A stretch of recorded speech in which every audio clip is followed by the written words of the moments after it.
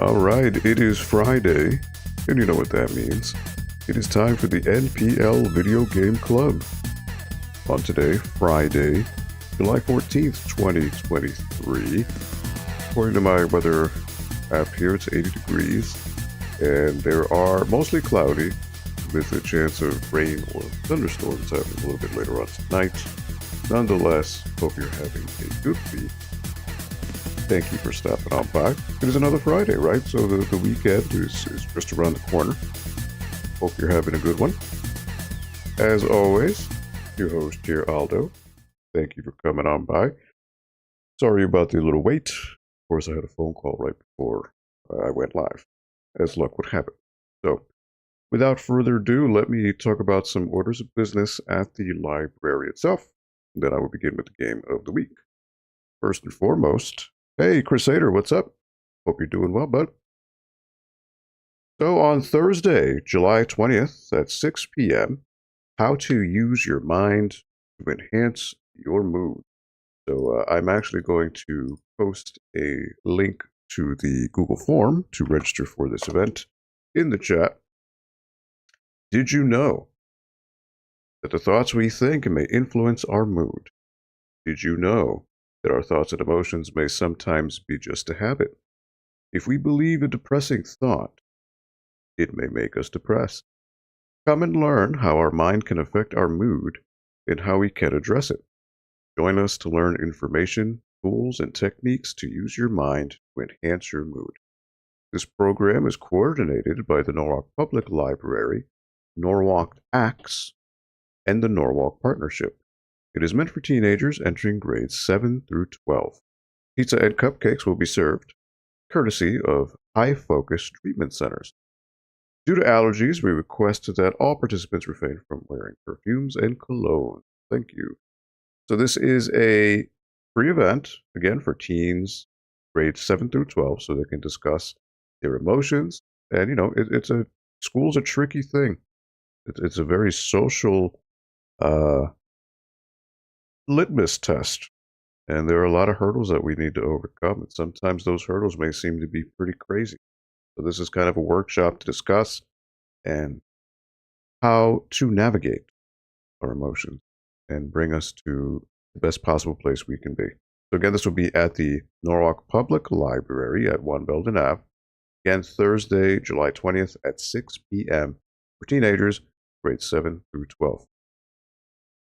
All right, currently, in the children's department, they're doing their summer reading challenge, which is going on through August 26th. I will leave a link to that in the chat. And what it is, so basically every week there is throughout the whole event, there's a reading challenge. So you go to the page, you can print out a reading log. And what you do is with your children or with your child, you read certain books, complete the challenges that are listed in the page that I've linked to below. And when you enter or hand in your form, you earn a prize. Again, more details are in the page itself that I linked to in the chat. You can check that out if you are so inclined. And for the grown-ups, don't feel left out. The adult reading challenge is also underway, and I will link to that as well.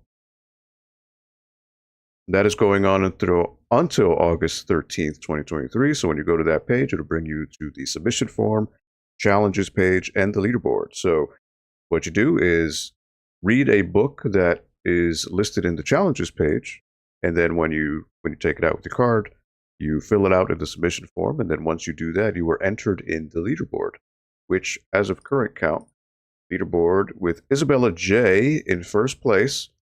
Well, actually, no, it's a three-way tie. Isabella J. V. and Gloria L. all with 25. No, it's four-way tie. Melissa S. with 25 points, and they've been going through various challenges here with the event itself. So you want to enter yourself in the Hall of Fame, as it were, and give yourself a little challenge throughout the summer. Why not? And there will be a prize or prizes given at the end of the challenge. More details to come regarding those prizes themselves. But again, this is free. And why not? Challenge yourself, challenge your mind by reading a book this summer. Additionally, the Seed Library is open here at NPL.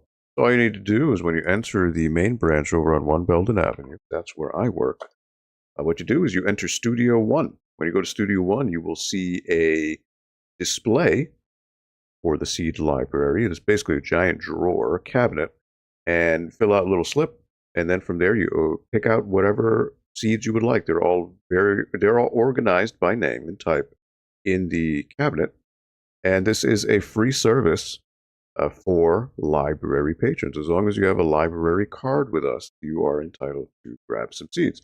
The only thing we ask is that you grab one packet for variety. Just limit your selection to one packet for variety. And if you check the gardening page, that is a home base. If you were just starting off your gardening adventures, it is a way to just get some tips, tricks, interviews, how-tos, walkthroughs, things like that, just to get you going on your gardening adventure. And the title race for reading books is hot right now. Who will come out on top? Stay tuned, right? It's an ever-changing thing. You'll never know. Hey, PigClitch79, what's up, buddy? Happy Friday to you. All right. And so now here's the fun stuff. Not that this isn't fun, but this is the gaming-related goodies. So I am doing here, courtesy of the NPL Video Game Club, a Perler Bead giveaway. So if you've been watching on occasion, you may remember that I recently went through Yoshi's Island on the Super Nintendo. So one of our employees here at the library, I'm going to give a shout out to Lisa Story, aka Storycraft. She makes perler beads on the side. She has a side business where she makes perler beads called Storycraft. And she was nice enough to give me a Yoshi perler bead that I can give away for the Video Game Club. So I gave a link to her Instagram page on the chat there. Give her a shout out, give her a follow. She does this all by hand. It's pretty cool stuff. Yeah, she did have a booth at Algo, correct. So this Yoshi is just super cute, and I'll be giving it away. So what I'm going to do is I'm going to link to the forms, the Google form page that I've created. Anyone is eligible to enter. So in the past, I've done this where it's, a local pickup only. But I am opening this up to anyone. I'll ship it out to you. So this is free. So all you need to do is enter the Google form page that I just linked to in the chat. And just fill out some info, your name, email address, phone number, and you are entered for this. So I will be giving this about 2 weeks. I will be drawing the winner on Friday, July 28th of 2023. So give it about 2 weeks. This is free. So please feel free to enter. Feel free to spread the word. Let people know. Again, I will limit this to anyone in the United States. I can't ship out internationally, but eligible for anyone in the U.S. So I will probably actually modify my Google form to specify that. But yeah, I will ship this out to you, the perler bead. It's a very cool little thing. It's I'd say it's about 4.5 to 5 inches tall. And yeah, as you can see, it's very cute. Yoshi is adorable as always. So yeah, this will be going on for the next couple weeks. I'd love to see you enter. And in advance, best of luck to the winner, the future winner out there. And speaking of swap meets and things like that, in the Norwalk area, my friends over at Retro Games Plus are actually hosting another one of their Congo events, which this was the Mac Daddy, the OG of the swap meet events in the Connecticut area. This is what inspired my event, Algo. So Congo, they have various stores in Connecticut. There's actually 3 stores. So it's about every 3 months or so they will rotate between the various locations. It just comes upon that this Sunday, July 16th, they'll be having their Congo swap meet event at the Norwalk store location, which is at 267 Main Ave in Norwalk. I aim to be there. I will be passing out some goodies about Algo 4, some flyers. So again, this will be Sunday, July 16th. It's from 4 to 8 p.m. It is a swap meet. So what is a swap meet? It's basically an indoor flea market. People can set up shop, little tables with various items. It could be video games, it could be toys, it could be magazines, comic books, strategy guides, movies, music, figures, pretty much anything that a gamer would be interested in. So they are doing this at the Norwalk store location again, 267 Main Ave, this Sunday, July 16th from 4 to 8 p.m. If you pop by, say hello. Say hello to me. I'll be around passing around flyers for my own event. And yeah, it should be a good time. Again, it's always nice to network and hang out with the familiar crowd that I've been able to get to know over the years from swap meet events. So yeah, this will be pretty cool. Just keep in mind this particular one, if you look at the information, they do say that around 6 p.m. there's going to be some live music. So it might get a little loud. So just be aware of that. And in the graphic itself, it does say is that you can bring your own table. The only limitation is the maximum table size needs to be 2 by 5. So 2 by 5 feet. No exceptions. So space is a little tight there. So just keep in mind, it's not like my event where it's a dedicated room. This is actually in the store. So the store will be open for business while this is going on. But again, it is free. So if you got some stuff to sell, or if you're looking to get some stuff to buy, this would be a really cool opportunity to get that going for you. All right. So that was quite a few orders of business. I hope you're still with me. But yeah, what am I going to play today? So last week I played through Streets of Rage 1 and 2. And, actually I've completed Streets of Rage 1, 2, and 4 on this stream. I have yet to play 3. So I wanted to correct that wrong this week. I figure I tie up a nice little bow to the entire Streets of Rage franchise, and I will complete Streets of Rage 3 today. Now, Streets of Rage 3 is considered to be the black sheep of the series. It came out late in the Genesis life cycle, and it changed quite a few things in terms of the formula and presentation where people weren't as excited. Not to mention, for whatever reason, the game, when it was released in the US, I don't know why, SEGA of America decided to jack up the difficulty to insane levels. So, for example, if you play it on normal, it would be the Japanese equivalent of hardest or something like that. It's crazy. So, what I was thinking of doing, and if I remember correctly, in the SEGA Genesis collection that I have, it should allow me to switch between the American and Japanese versions. So I actually wanted to play through the Japanese version because this is a far better, it's a more palatable experience, to be honest. So, with that said, let me switch on over to the screen here, and I saw you guys were doing the chat before. So let me refresh the chat here. I always have to seem to do this. I don't know why. Very strange, especially when I switch scenes here with my OBS. It just it doesn't update. So I need to switch this over. One moment here, and let me refresh chat, and let's see if that will do it.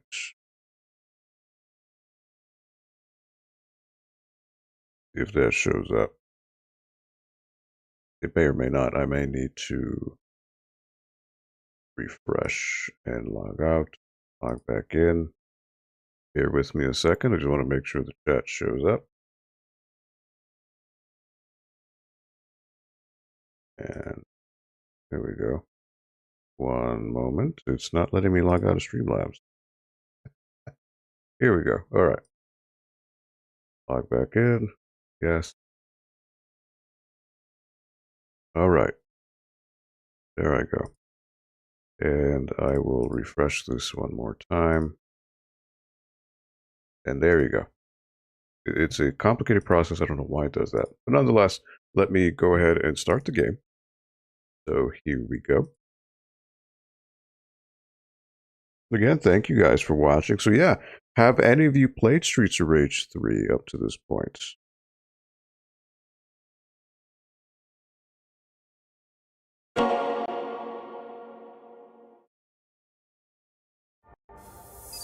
And let me just see here. Where is the poll at right now? So Super Axel won with 66% of the votes. Okay. So Super Axel, so what this means is in Streets of Rage 3, there are some hidden versions of the characters that are super OP in terms of damage. So Super Axel, it's a bit of a different code to enter. So I have to look up how to do it, actually. SOR3.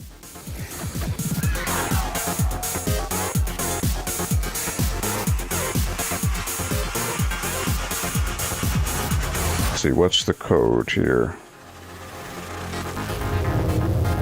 Select Axel with any button, and when stage 1 start screen appears, quickly or very quickly do a clockwise circle at the D-pad until Axel can be controlled.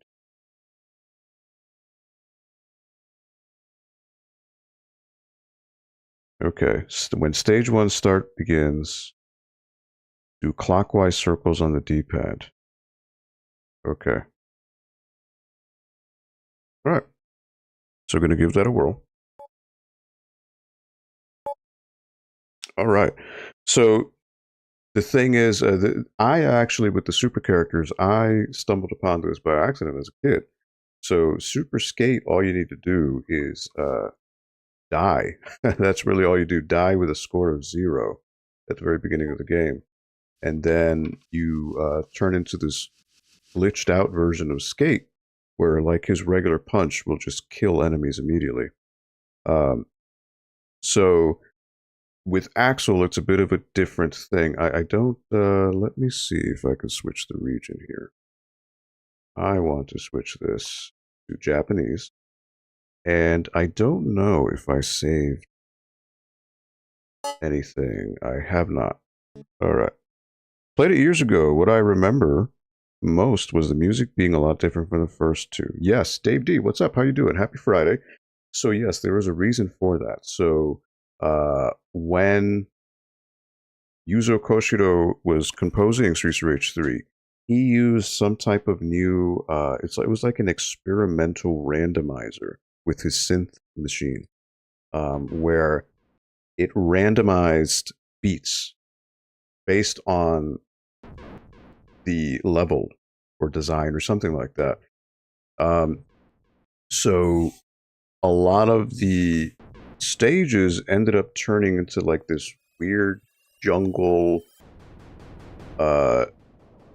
acid house type soundscape, whereas the first two games were more traditional 90s house and jungle drum and bass type techno. This was much more hardcore.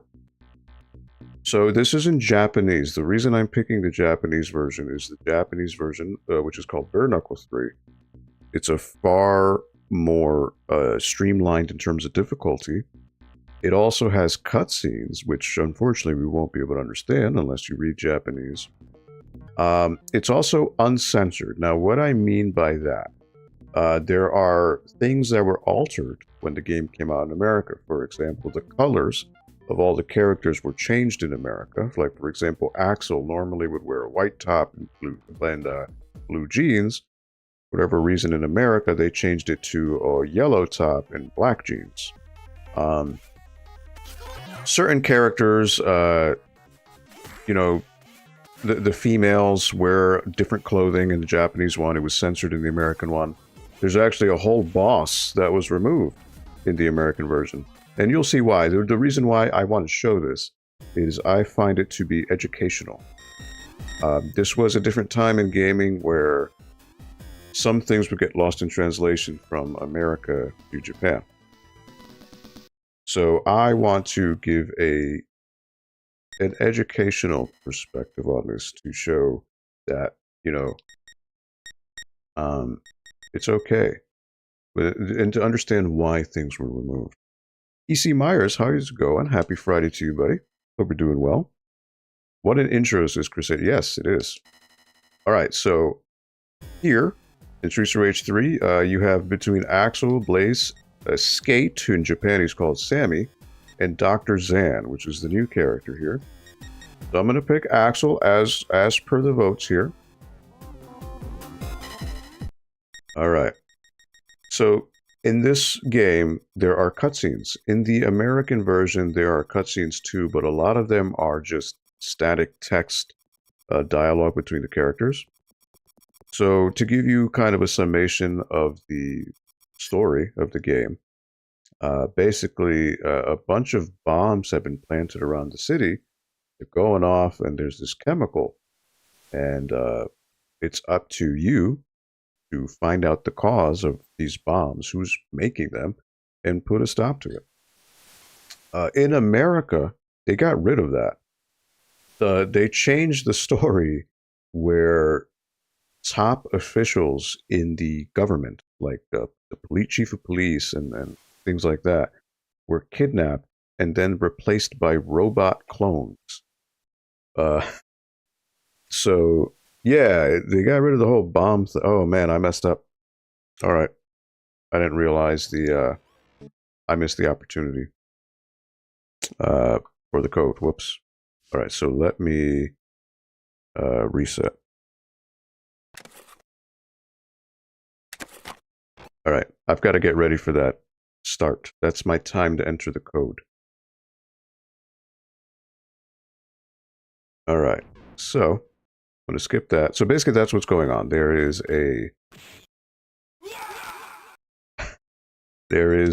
bunch of bombs going off and around the city, and it's up to us to try to figure out who's doing it and put an end to it. All right, so let me pick Axel again. So then when the player one start begins, I need to bunch of circles. All right, that's Super Axel. So notice his super shook the whole screen. So that is Axel.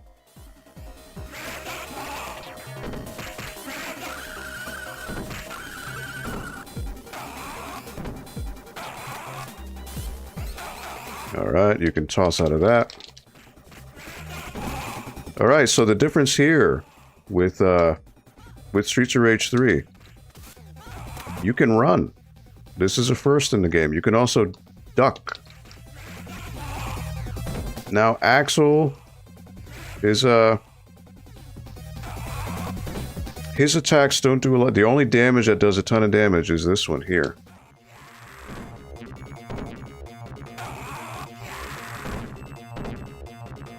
Which is pretty much an instant death. So that's Super Axel.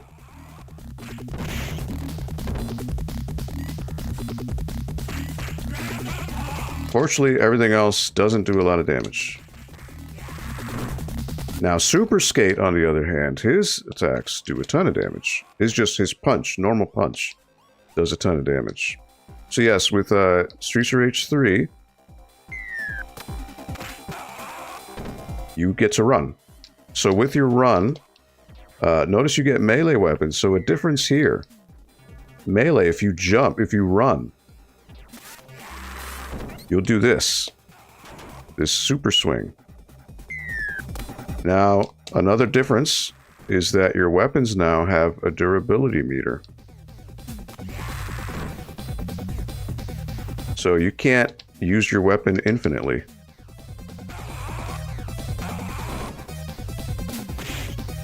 Alright, let me pick that one up. There you go.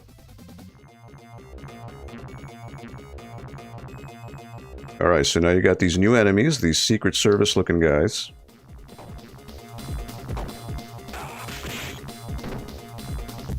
Now I could use the bat.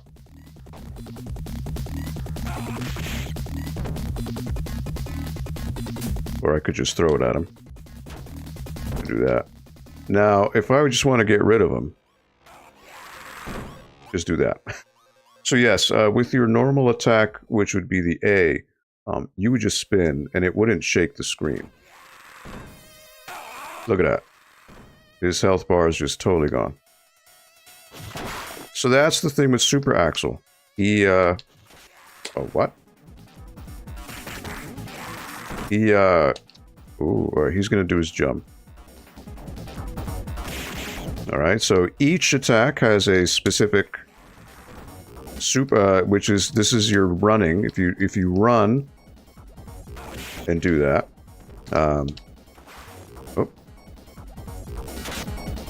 you get to do things. Alright. Another difference, he says grand upper here. In the American one, he says bare knuckle. Alright. So you're going to see how busted this move is for Axel. Once you see the boat come on with enemies, it's going to get rid of all the enemies in one shot.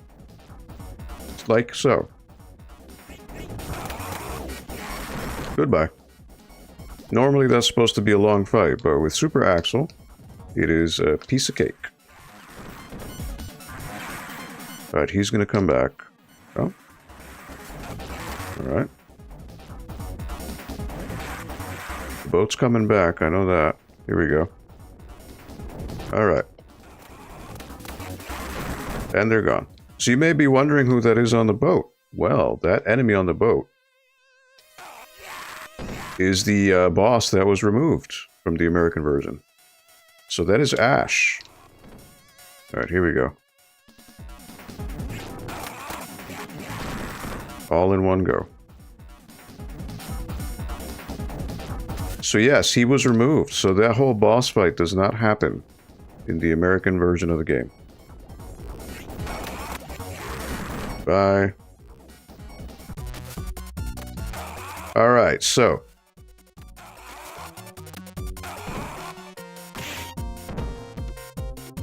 why was he removed? You may be wondering why. Well, it was a different time, and you know, he's meant to be a joke character in the scheme of things. Oh, but look, he does crazy damage. Alright, there he goes. He starts crying.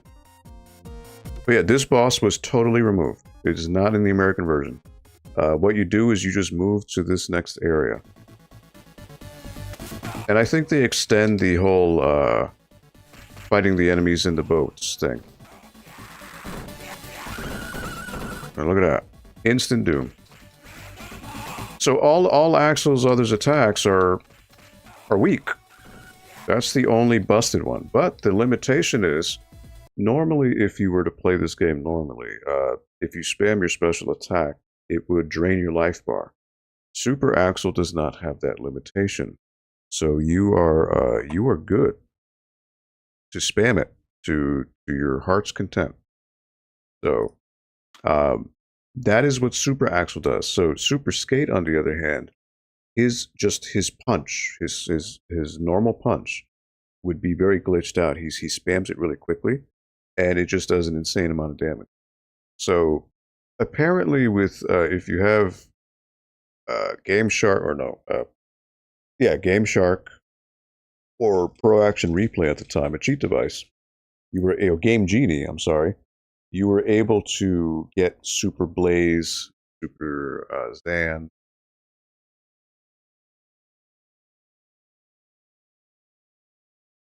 Excuse me. To my knowledge, I don't believe there's a normal way without using a cheat device to get Super Blaze and Super Zan.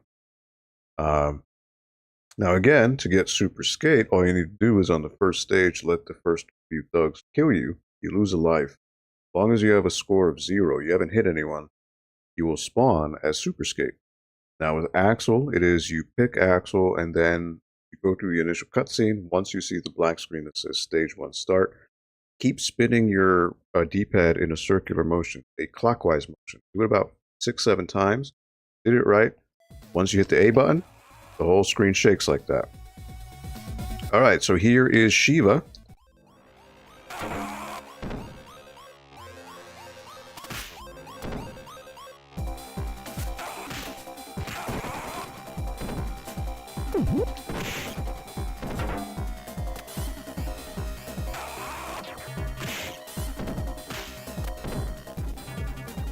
There he goes.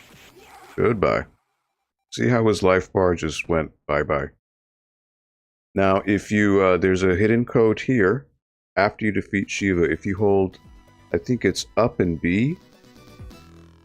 If you hold up and B for, I think, until the next stage, if you get a game over, you're able to play as, you can choose Shiva to play as.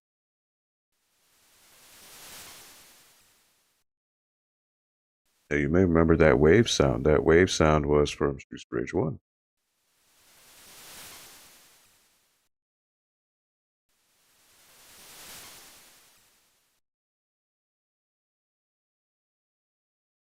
Because I was at the very end of Streets of Rage 1.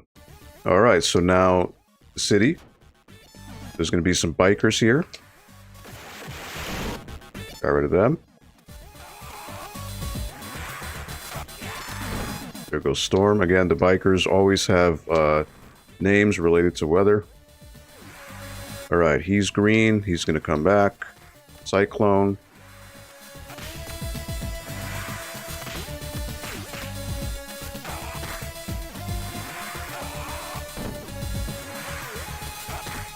One more hit. There he goes.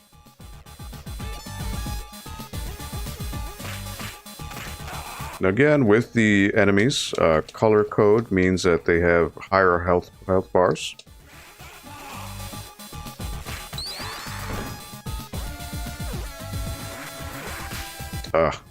Alright. Notice you get stars. So with the stars mean you get, the higher your score is, your special attack, which is called your blitz attack, which is going to be towards punch, does more damage, and in this case, it has a longer reach. Alright, flip over.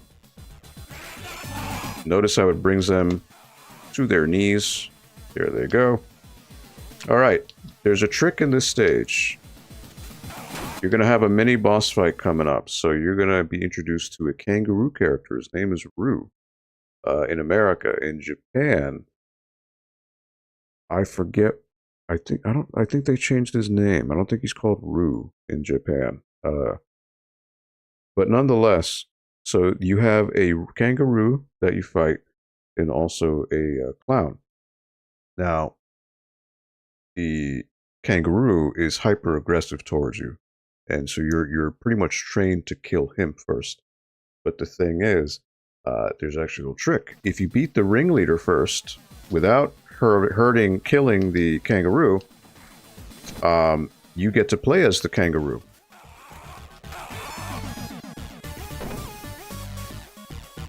So I want to get rid of him. There we go. And the kangaroo runs away. So when you do the, when you get a game over, you're able to play as the kangaroo.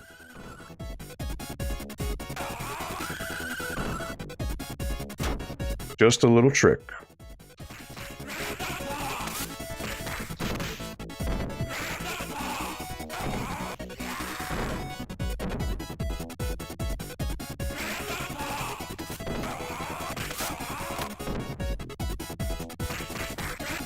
So again, the mechanics are fine with Streets of Rage. With Streets of Rage 3, it's just, it doesn't feel as fresh as 2 did. So as a result, it gets a lot of hate. It just feels weird. Now,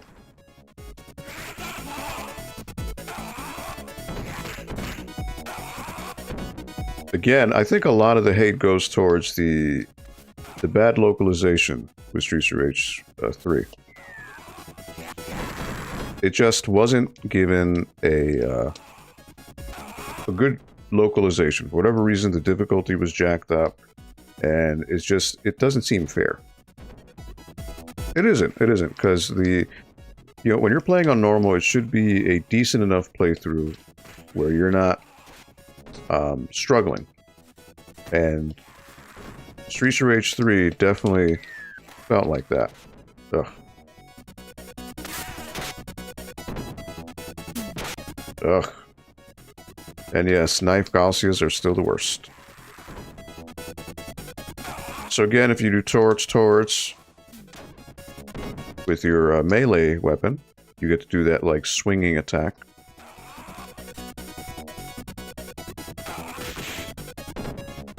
Undra. There she goes.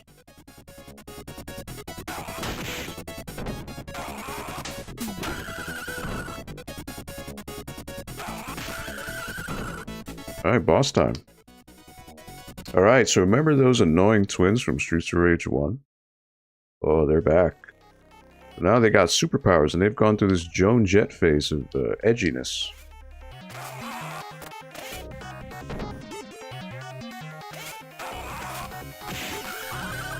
Onihime, there, she's gone. Alright, so that's one.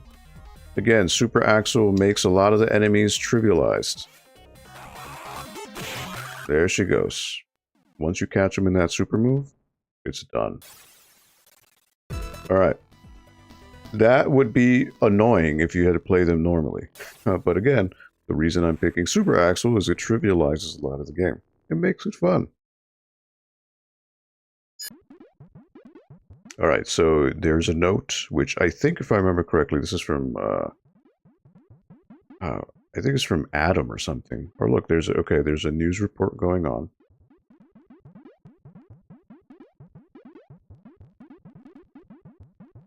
I wish I could tell you the story, though, but yeah, I don't recall, because the American version of the story is completely altered. It has nothing to do with the Japanese one.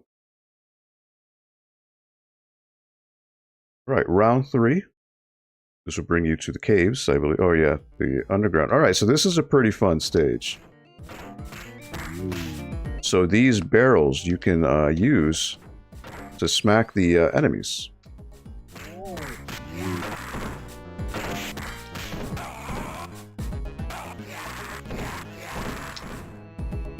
I just love the death cries of the enemies. They, yeah!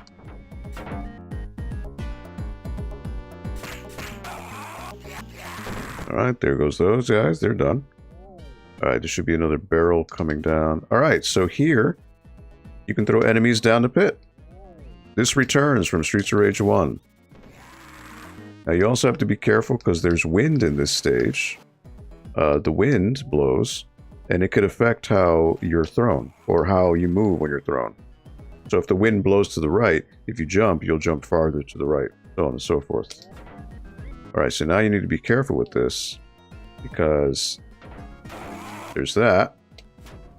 There's health, which I don't need just yet.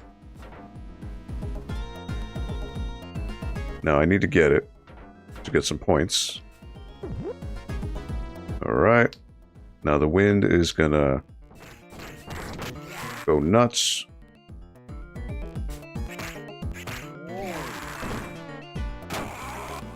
Alright, so Streets of Rage 3 has some interesting mechanics.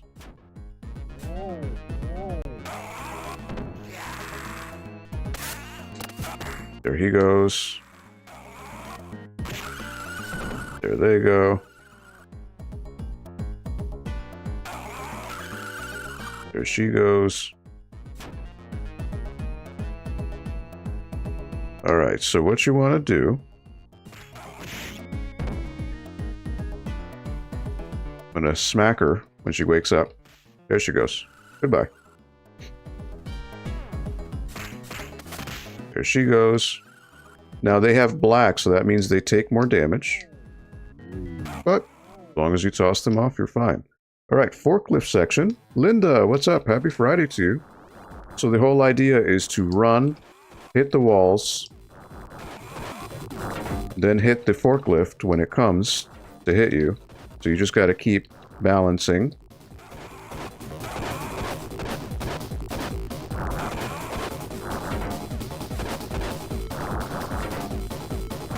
Now this seems harder than it is. As long as you keep the forklift at bay, you're fine. No need to panic.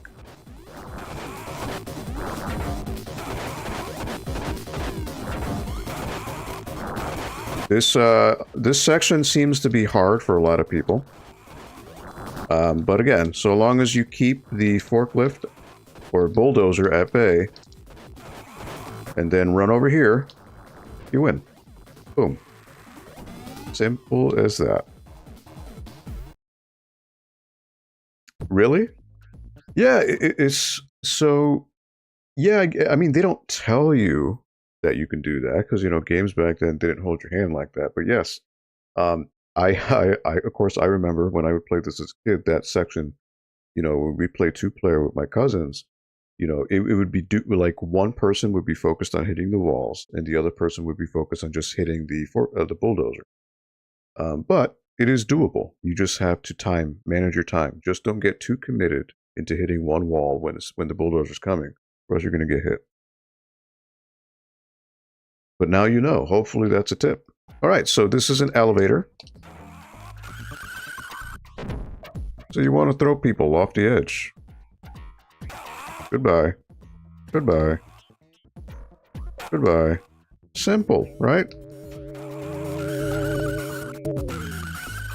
Goodbye. I mean, it doesn't have to be that hard. It's quite simple, really.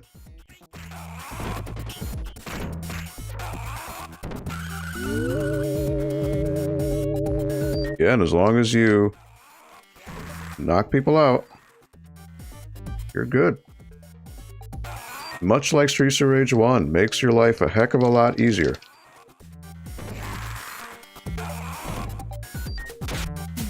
Ooh, he actually got me.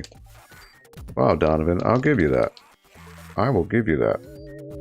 Alright, so you're going to get some new enemies up here soon. Alright, I believe you get the, Oh, wow, that was totally by chance. That worked out, though. These guys, tigers, the Fabio guys.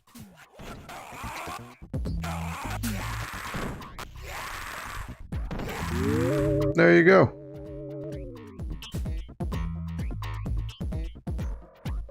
Alright, here comes a fun boss fight. You fight a clone.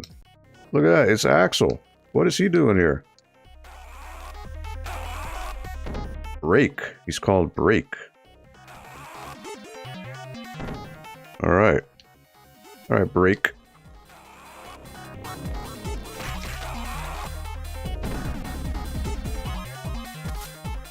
He does like a charging attack. Notice how he's changing color. Alright, remember, throw recovery. But once you catch him in your super... Oh, he's a robot. So yeah, I mean, if you go through the normal fight, he becomes much more aggressive, he becomes faster, he changes color into red. But again, Super Axel, as long as you catch them in that super, the special attack, they're as good as done. Their life bar's toast. So, you know, so like I said, in the American version, they decided to change the story where everyone, basically everyone gets turned into a robot.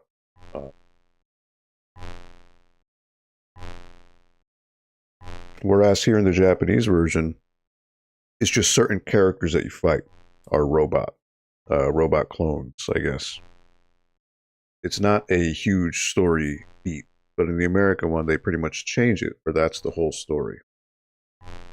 Alright, so upon defeating this robot Axel, you find a little chute, a hidden exit, which then brings you to the train. Alright, so the fun thing about this stage...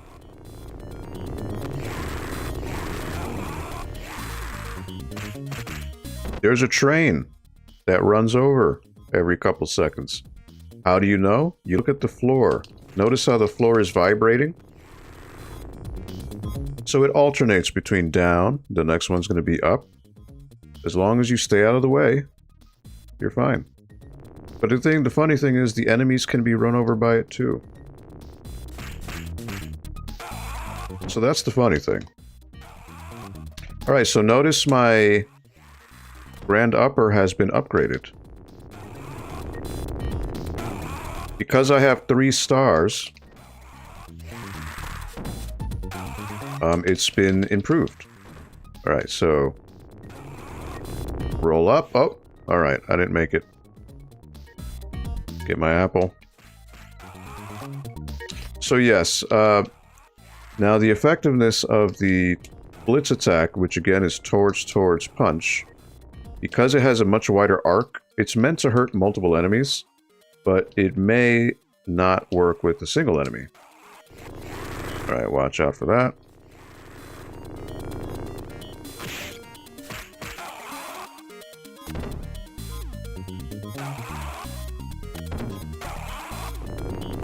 Alright, roll up.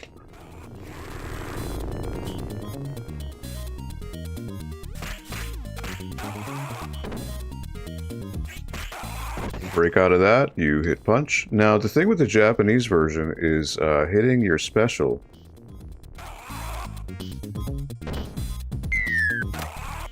takes a lot more damage than it does in America. Alright, move up. Let them get run over.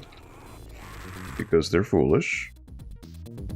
Alright, so I was meaning to talk about this before. If you have a 6-button remote controller, Streets of Rage 3 takes advantage of that. So your top 3 buttons, the X, Y, Z.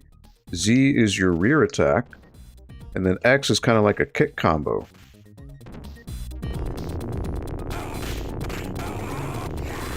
So you have dedicated buttons for that. Now see what I mean about the upgraded attack not doing as good as it should against a single enemy? Oh.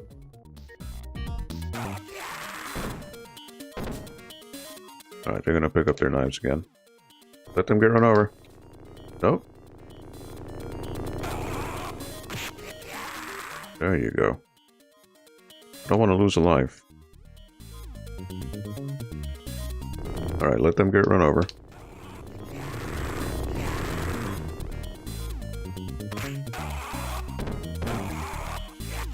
Oh yeah, there you go. Alright, we'll roll up. He's... nope, not gonna get run over. Alright, there should be a healing item coming up. I believe if I do lose a life, I will get, Oh, oh, oh.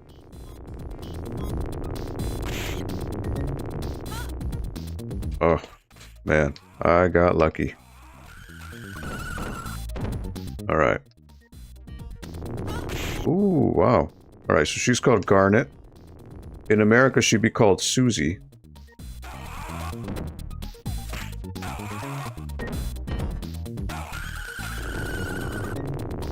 She gonna get run over? Oh.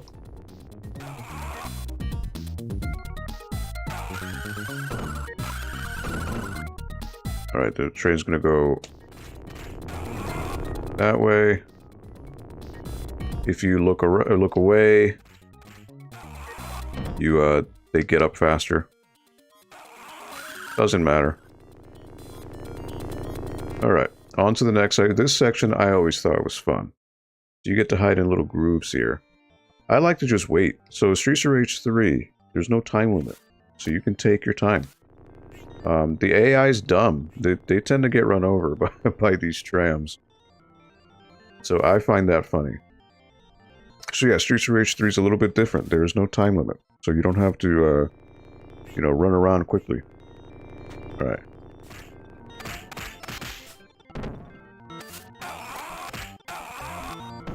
And then roll up. You're safe here. Enemies can't go in these little grooves. Alright, so he's a little bit smarter. That's fine. When there's groups of them, you're normally not as smart. Watch. I guarantee you one of these is going to get run over. So, it was always funny to me. It always cracked me up. There you go. Gonna be more enemies. He spawned right to die. So I would have lots of fun with this as a kid. I would just see enemies just get run over, and it would always crack me up. He's gonna get run over. So, you know, AI was not very advanced in these times. So they're probably going to be safe. They're not going to fall for it. Oh, all right. I want to deal with Mr. Sword, but Chiba. So he's called Chiba because of Sonny Chiba from the Kung Fu movies back in the day. All right.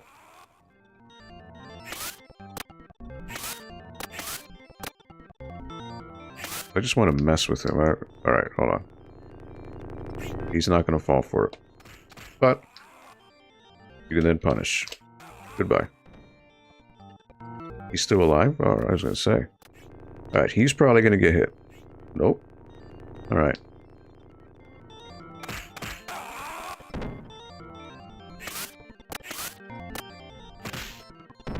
I just like to mess with these guys. It's always therapeutic. They just get run over and they're dumb. It's always funny to me. Alright. I always like it, you know, place bets. Who's going to get hit, who's not, right? I guarantee you one of the two blues is going to get hit. Oh, alright. Well, look at that.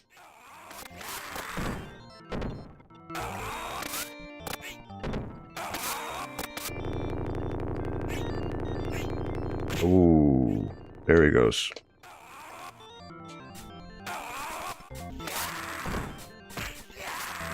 Alright.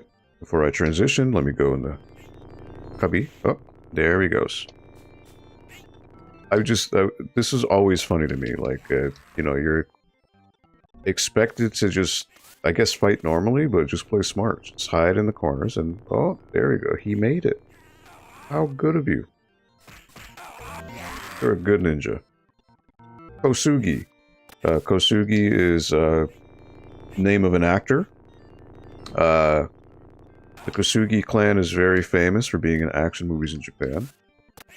For those of you who may have watched Ninja Warrior back in the day, you may be surprised or may remember Kane Kosugi, who's been in quite a few movies.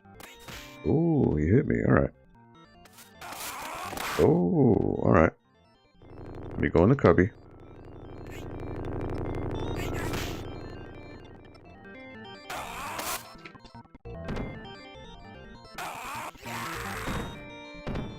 Alright, there he goes. I think it's Shane and Kane Kosugi, I think were their names. Wow, look at those hitboxes, baby.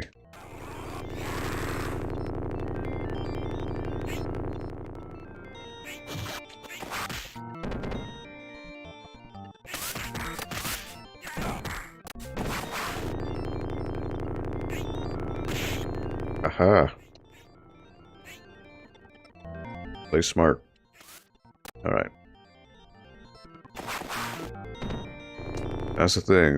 The guys with the swords, unfortunately, are annoying. Alright, invincibility frames. Thank you.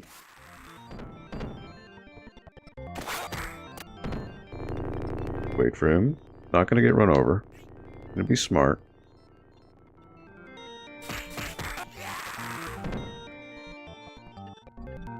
Alright, so that's that stage.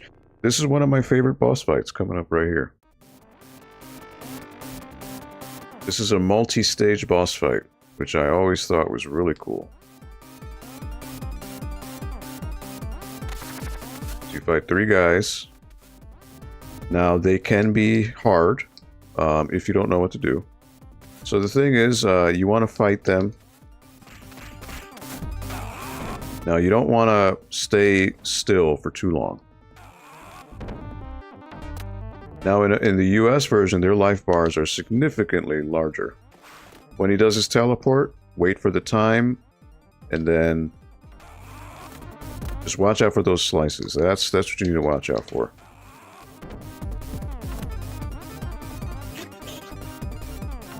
Move up, watch out for the slice. Alright, that's one. Next one.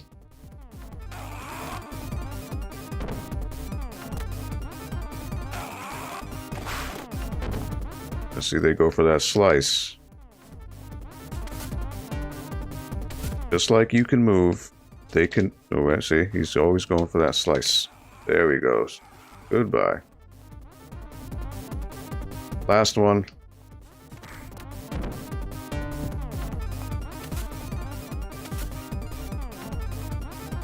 Now, you don't want to give them too much breathing room because they will always go for that slice. Alright. So again, 1 life. Alright. Watch out. Yep. I messed up there.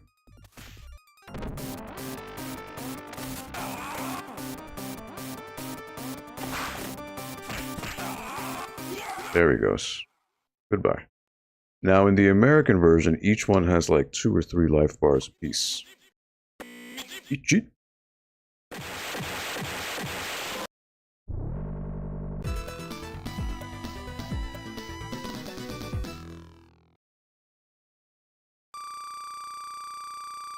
Sorry, Dave, let me catch up what you said. For a console that had Mortal Kombat with blood, it's strange they would self-censor. Yeah. I mean, I don't know the logic behind it, but... So one of the big problems with Sega back in the day, there was a big disconnect between Sega of Japan and Sega of America. They didn't have a lot of good synergy, so which led to weird decisions like this. You know, why did they decide? Oh, okay, so one of those bombs I was telling you about just went off. Right, it just went off in the city. This whole subplot does not exist in the American version. It's nowhere to be found. Pretty sure that in the American one, there's a cutscene where you find that door that just opened. You're like, oh, what does this lead to? Let's find out. That's basically it. So, you know, many people die from that bomb. So the stakes have been raised. All right, cool thing about this stage is there are multiple paths you can take. Uncle Dane, hey, what's going on? Welcome to the NPL Video Game Club. These guys are just as annoying as they were. So I think... Alright, remember, anytime you're thrown, up and jump, you will recover. See this door right here next to Axel? See how it has marks on it? So in this stage, if I defeat these enemies, the game by default would make me break that door on the right, the double door. And that'll lead me to the next area. Now in this stage, if when I defeat the enemies, I destroy that door right there, that'll lead me to yet another area.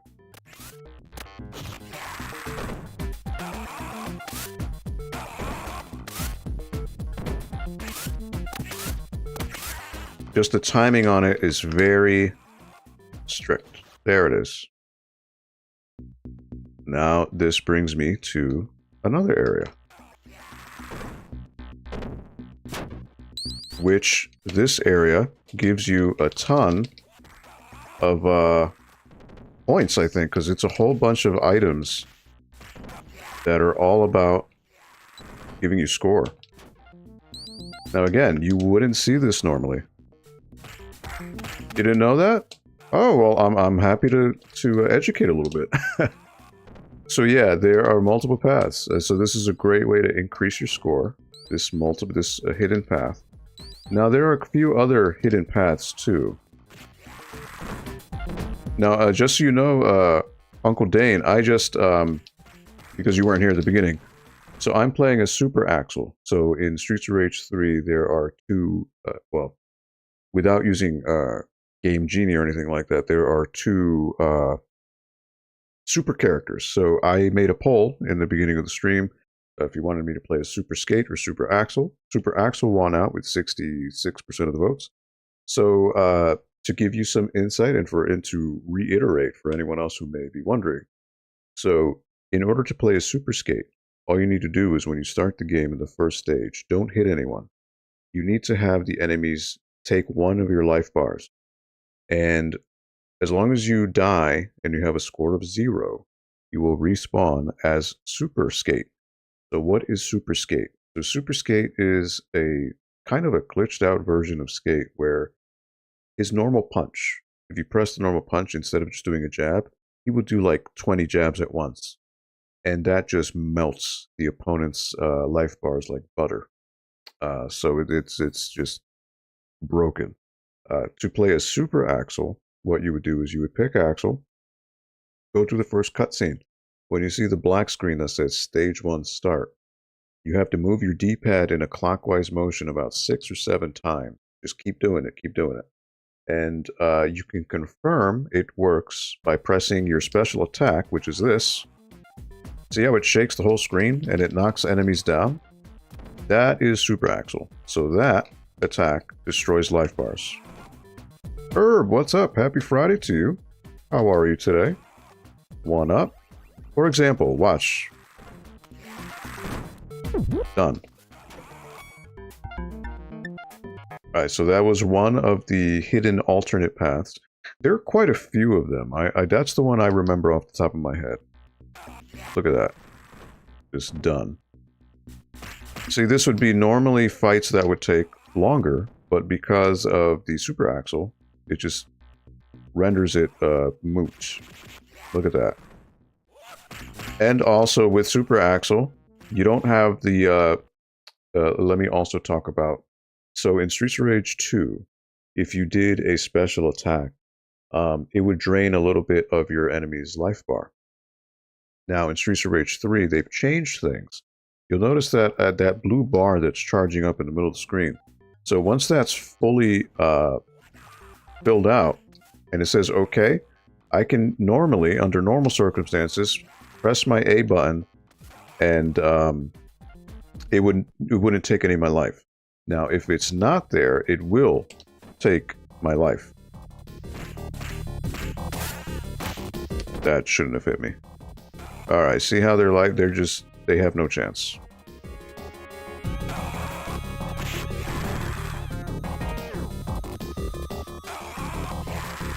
Look at that. Look at that. It's completely broken. But that's the whole idea behind the super characters.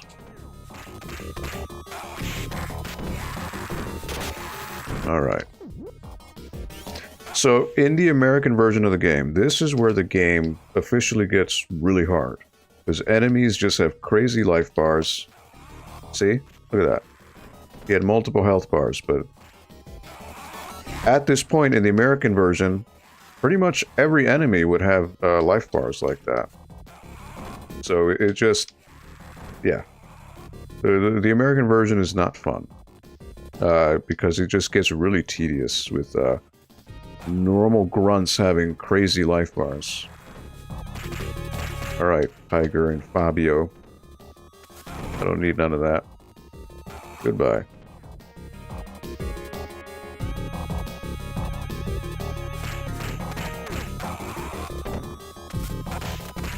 So basically, if you were to equate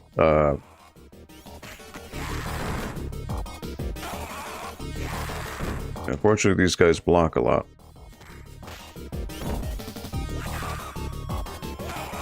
There we go. Look at that. That life bar stood no chance. But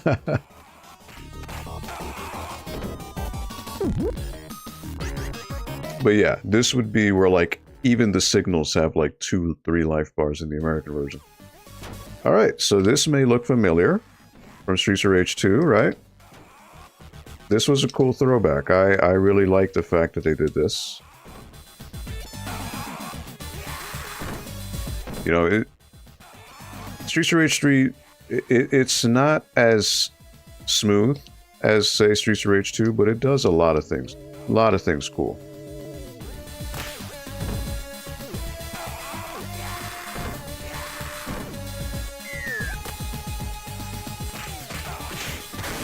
Ooh, alright.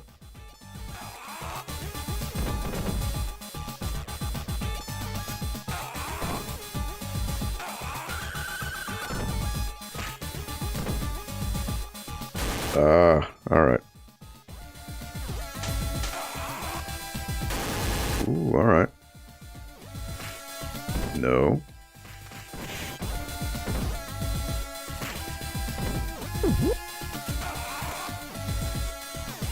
Alright, you know what? What? I was gonna throw the knife at you. Alright. Wake up. There you go. Goodbye. And you know what? I'm just gonna hit you. Let me catch up here with the chat. I thank you for being lively in the chat. Happy Friday indeed, indeed. More like super cool. I'm a sucker for cool secrets like that in old video games. Yeah, so this stage, so if you take the normal path that would be through the double doors, there is another area where you can get a hidden area. Now, if you play Streets of Rage Remake, which was a fan remake, it's a fantastic, fantastic game. That stage has a ton of hidden like layout, alternate paths. It expands upon this greatly. Maybe you spin me right round.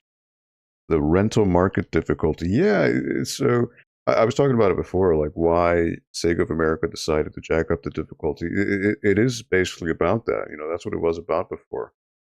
Because for those of you who may be a little bit younger, uh, you know, people didn't really buy games like they do now. This was more of a rental thing where you would go to a Blockbuster, Hollywood Video, your local supermarket would sometimes have games to rent for like 2, 3 days. The idea was that because you couldn't afford full games, you would instead rent them.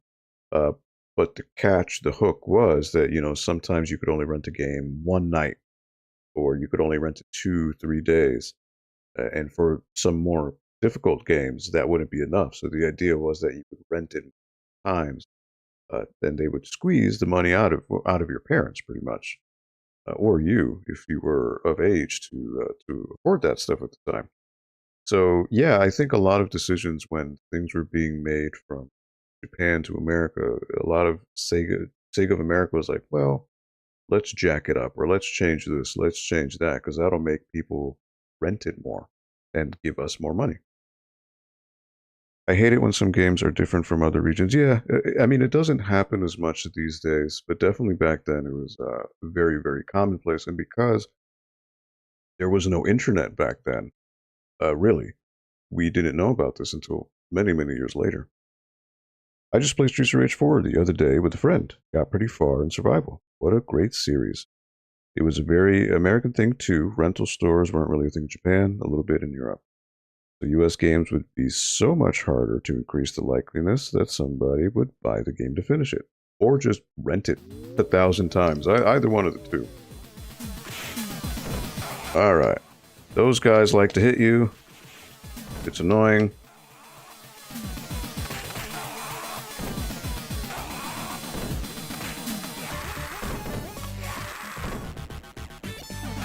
No.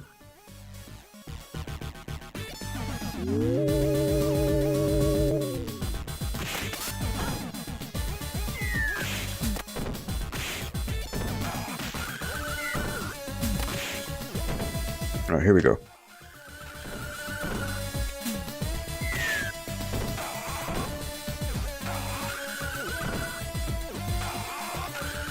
Goodbye, Tundra.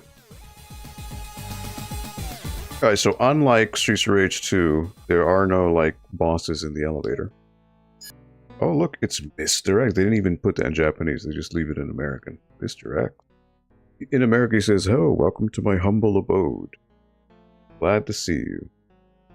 And something like, the real party has just begun, right? And then you're like, "Are you the ones behind the bomb? Stop it." And he's like, "Oh, wouldn't you like to know?" Something like that. It was like, again, the story was completely changed in America. It follows nothing like the Japanese version. I don't recall what the Japanese version goes by. There are some fan translations that are floating around there that do restore the story and translate everything. But twist, you fight Mr. X. No.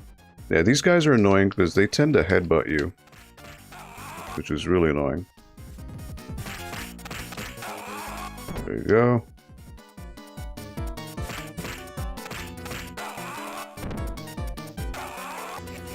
Alright, goodbye.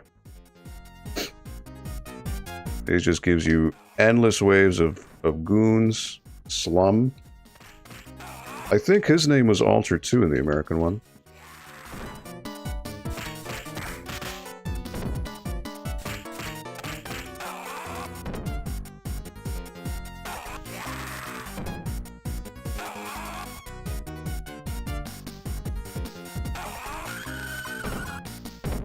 Electra, were you trying to whip me? Oh, alright. She did. There she goes. Alright, he is very annoying to fight. And he uses the fat guy laughs. Look at those life bars, just melted away. Why fight him the normal way if I have Super Axel, right? But yes, the fight basically boils down to he has missiles that he shoots at you. He does that Gatling gun thing. Yes, this is the power of Super Axel, Herb. This is why he comes in clutch.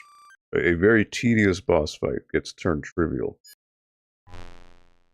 But yeah, normally it'd be a thing. You don't grab him because he electrocutes you. So it's just a matter of drop kicking him, rolling and moving around when he does that homing missile, and just hitting him like 2-3 times, back up, wait for an opening. Again, because there's no time limit, they've increased the tedium of some fights. But again, with Super Axel, it's no big deal. All right, so this stage, in the American one, and also here, because you notice how on the left it says 60, you do have a time limit. So there is, depending on what you do, you either get the good ending or you get the bad ending. So to give you some backstory, or not backstory, but the idea behind this stage is there are neurotoxins being fed throughout the building. So you have a time limit. You have to find rooms that have these generators which are pumping the neurotoxin in the building, destroy them, and then also save, I think, the Army General. In the American version, the Army General has been changed into the Chief of Police. Now, in the American version, if you fail to save the police chief in time, it'll then bring you to what is called City Hall, which would then bring you to the bad ending.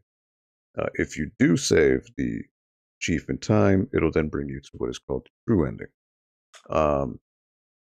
In the Japanese version, I honestly don't know what the difference is. I don't recall if there's a difference between locales. I think the Japanese one, instead of City Hall, it's just the White House. You just go to the White House. Let me catch up here on the chat. Every game was a gamble too. You just had to go off the box art. Yeah, it was, and that's why box art was so epic back then, because it was just like a movie poster. The idea was, let's make this really epic thing. Who can resist? And it's true. I mean, you would see really epic box art for what turned out to be a rather mediocre game. But but sometimes it did work, like Golden Axe. Golden Axe 1, Golden Axe 2 had these really striking Boris Vallejo paintings, which were just epic. It's like, oh, I love Conan the Barbarian. I've got to love this.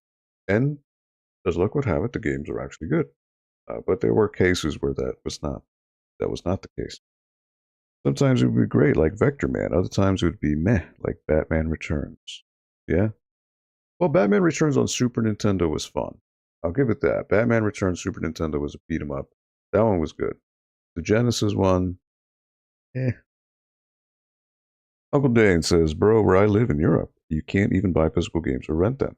I sometimes barely find PS4 games on the bookshop of a mall. Really? Twist, you fight Mr. X had me wheezing. So yeah, another quick thing, that fight with Robot X. So if you play the game on easy mode, in the American version, the game ends right there. You get an ending, so you can't even beat the game if you play it on easy. Basically, you defeat Robot X, and then you find out that the real Mr. X has been watching it on a television feed, camera feed, and he's just sitting watching, holding like a glass of wine, and shakes it and breaks it in anger, and then it just says the end question mark, and that's it. So I don't know if in the Japanese one, if you pick easy, if it does that, or if you can actually complete the game. But in the American one, it is not. That would be the end of the game right there.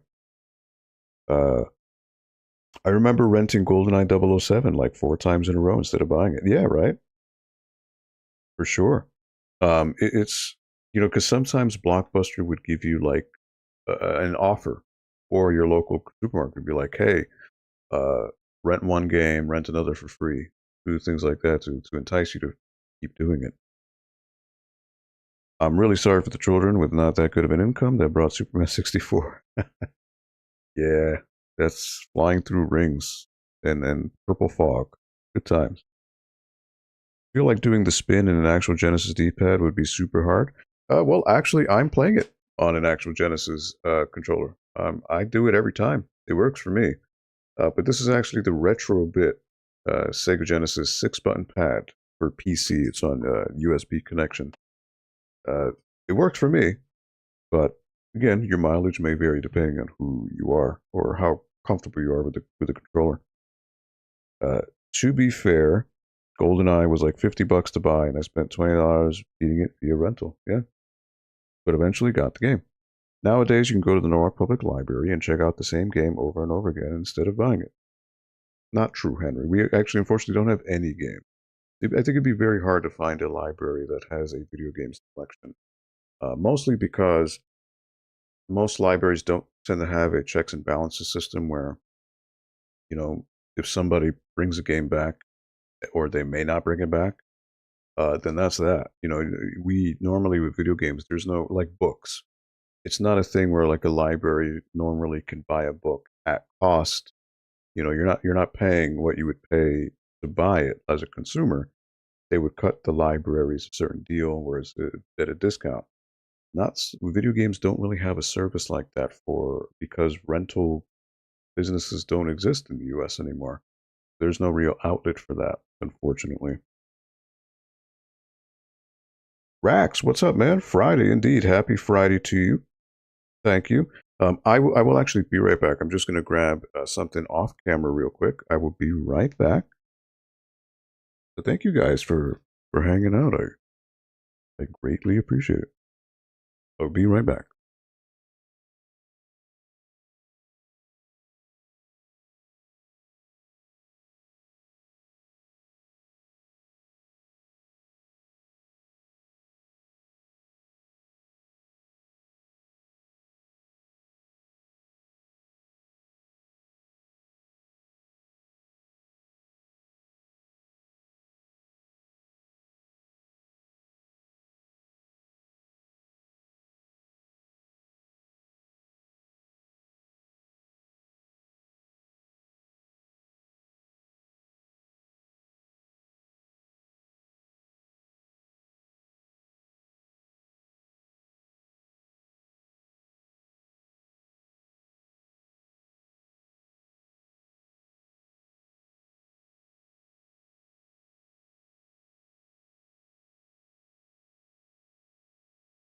All right.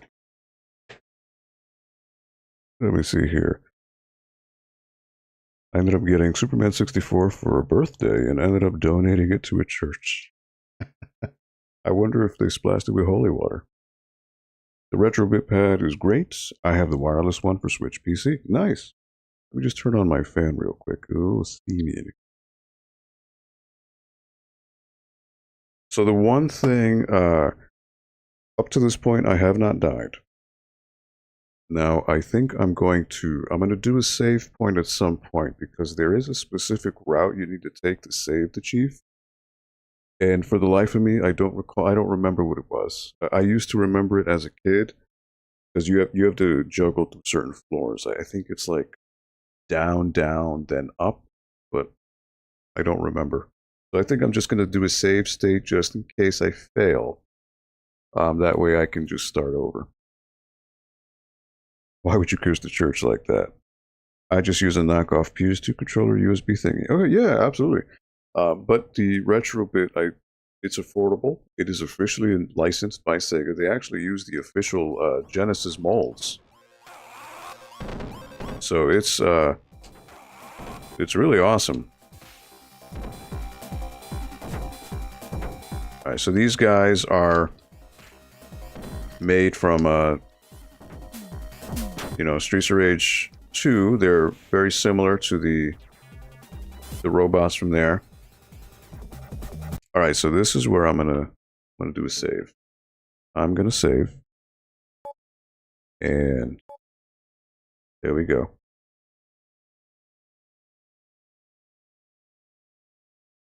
And full screen. All right, so I think it's down, down, up. I think.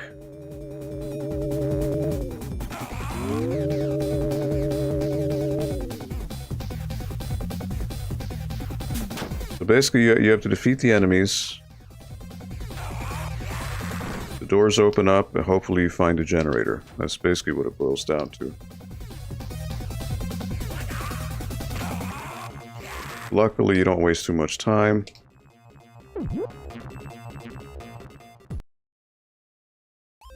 Yep, this is a generator. All right, thank you.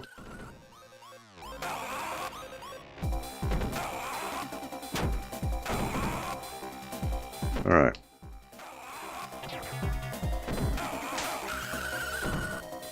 I remembered.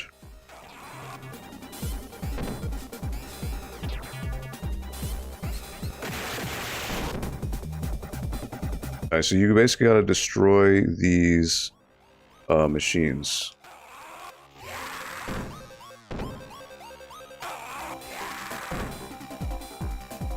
There's basically one, and I think if I go up,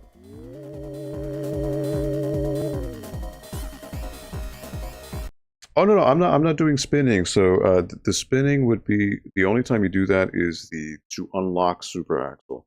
That spinning from the screen, that's just me pressing the special attack button. Because once you have Super Axle, that's his special attack. It shakes the whole screen.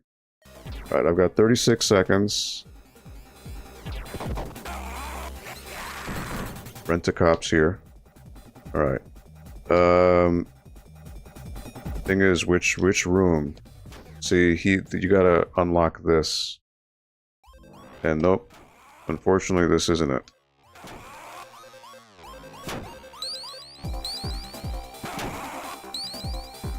Alright.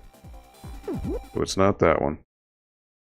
Fortunately, the enemies respawn each time.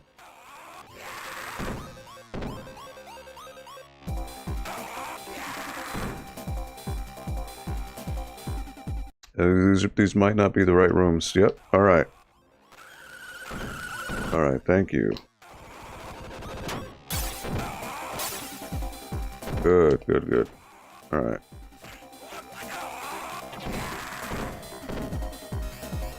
If I can get her.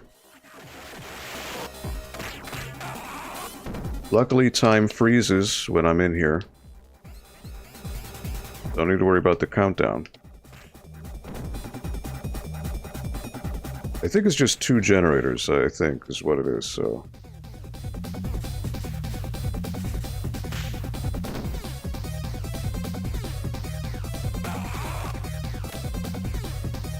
Alright, goodbye. So that should bring down the barrier. Yep. There you go. Alright, so I was right, it's down, down, up. So it's just something I remembered from childhood. Now again, if you didn't know, you'd be scrambling, and you'd probably fail. So it is... So the easiest path would be down, down, middle room, break the generator, go up, middle room, generator, and then go to the right. I love how you just walked up to the guys before punching them. No time for diplomacy. See, why he was changed to the police chief in the American version? You'd have to ask SEGA of America. But I think the general's saying something about how, you know, he knows where the bomb is. So again, this is where you fight Jet. Oh, this is fun. Unfortunately, the attack does not really work on Jet. It's hard because they're airborne. So it is annoying. But if you get them in the right spot, you are good. It's tricky. Again, these guys just infinitely respawn. They get taken out. The hell? Oh, wait, is that Adam? Holy smokes, it's Adam.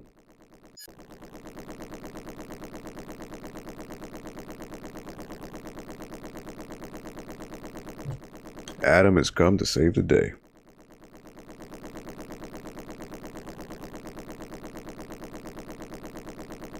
I wish I could tell you what they're saying, but I don't recall. Alright, so I didn't have to use the save point. I remembered correctly from my childhood. So that's pretty cool. On an unrelated note, I seriously love the Genesis sound chip. Yeah, it's again, some people don't like it. I'm a Genesis guy through and through, so I love it. I love the dirty, twangy, grungy sounds that it can make. And again, the Streets of Rage series is proof that it can sound just as dynamic as anything else. Alright, Adam and Skate, or Sammy, I should say, have been reunited, brothers. Round 7. Alright. So you want to watch out here. You want to watch out with the traps.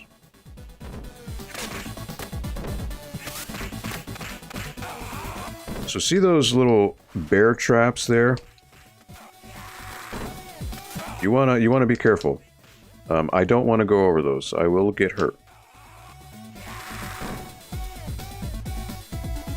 If I touch them, I will get hit. I don't want to do that.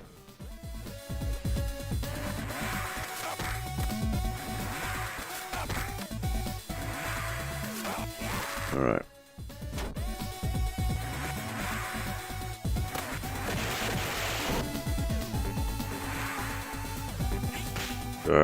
Come on, Sheba.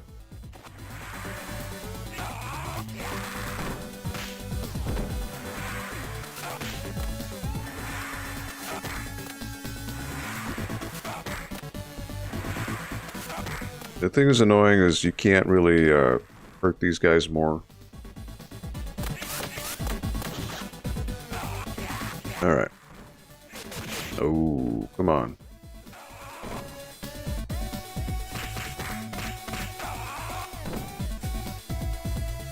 Uramasa.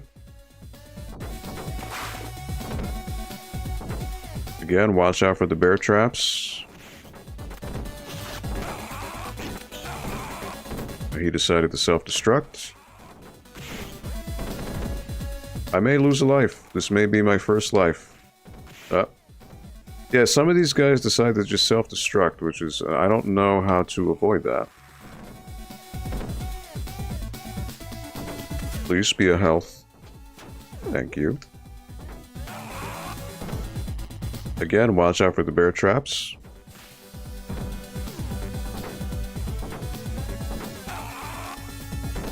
Come on.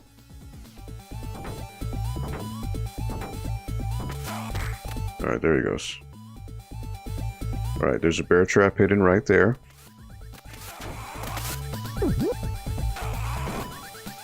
See that branch rustling there? That means there's an enemy. Enemy hit me off screen. Alright, there he goes.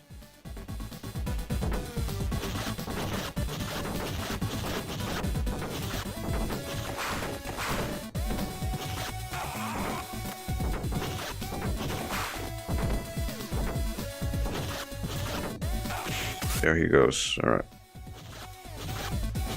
Just annoying, these guys just move too fast. Alright. I didn't hit the bear trap, so that's good. Yes, I did watch out for the bear trap. Okay, this is annoying.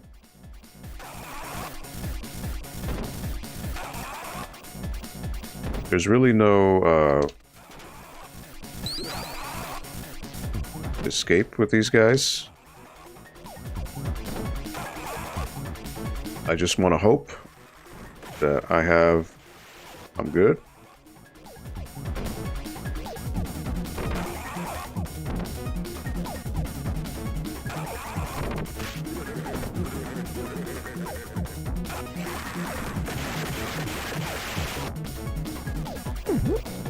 There you go. This is getting to the end. Alright, so these guys would be super annoying without this. Alright, so I want to watch out for the lasers. Silver. Alright, nope. I don't want to get hit by the laser.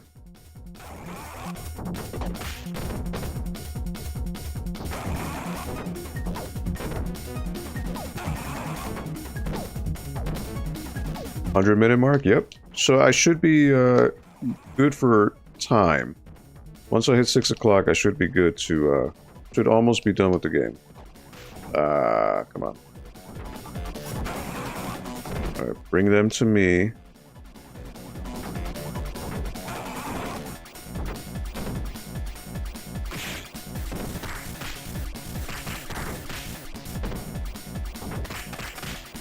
Alright, there goes that. Bronze.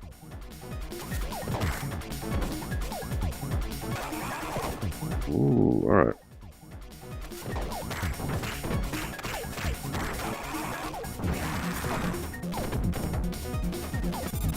Oh, oh boy. He's gonna explode. Alright, come on.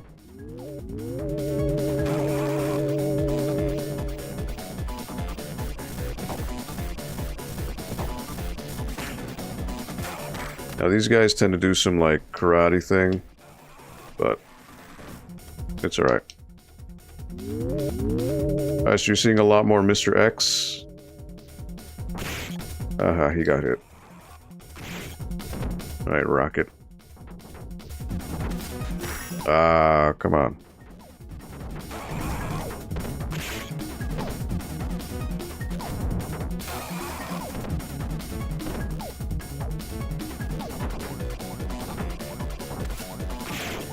Oh, he grabbed me. Alright, I might just die.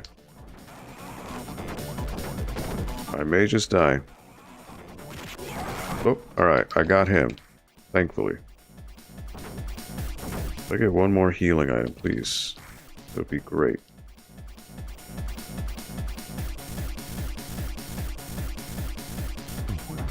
Oh wow, I just skipped all that. Well, boss fight. Alright, well, I'm probably gonna die. This is an annoying fight. I didn't realize I could scroll the screen. That was on me. Casually walks around a guy with a gun and punches him. Yep. Alright, so the thing about this guy, he, lowers.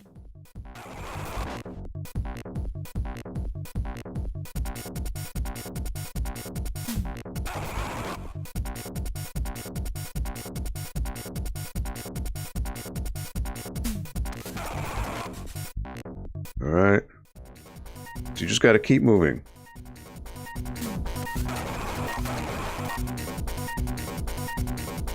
This will get harder.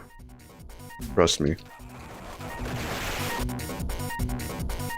Now it shocks you. You gotta watch out for that. Case in point. And I died. Alright, my first death of the game.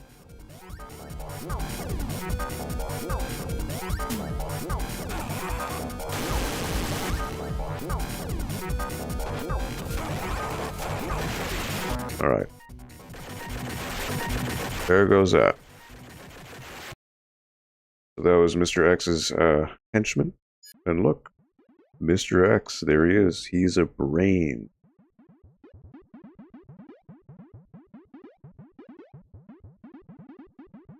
Alright, so this boss, I hear that there's a specific way, a safe spot, where you hit him. I just never learned what it is. So he's basically telling you this is where he's planting all the bombs. This is where all the bombs are. They're about to go off. He's going to set them on a timer. And you can't possibly win. You've lost. Admit it. This is his ultimate revenge.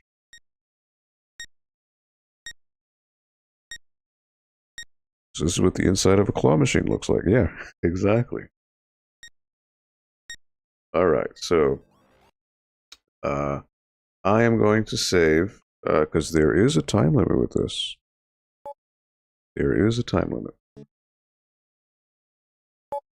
Alright. Neo X is incredibly annoying. I just, no ifs, ands, or buts about it. He is incredibly annoying. I don't know the strategy with him. There's just... Especially this doesn't seem to work against him. He always seems to just, like, jump. So, it's annoying.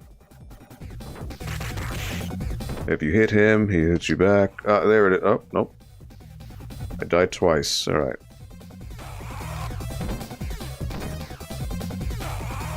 And he can break through my super attack.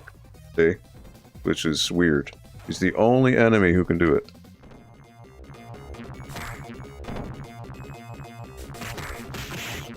So it's like you can't get a combo on him because he just breaks out of it. Quite frustrating. So at this point, just my punches tend to do more damage. So he does this, like, grab attack. And you're gonna get hit by those rockets. So, oh, there it is. Alright, but throw recovery. So it doesn't work. Alright, 3 lives. One more hit, one more hit. Come on. One more hit. There you go. I don't know the strat from Neo X. There is a strat where there's a certain spot of the screen where he doesn't hit you. I just don't know where it is. But that's it. That's game. It's not a good boss fight. It's annoying. Alright, so he's like, oh, I've been defeated. Oh no. I hate time limits because I'm bad at video games. Ah. No, you're fine. We all have that 1 or 2 games that we're really good at. You know, sort of specialties. Streets of Rage tends to be mine.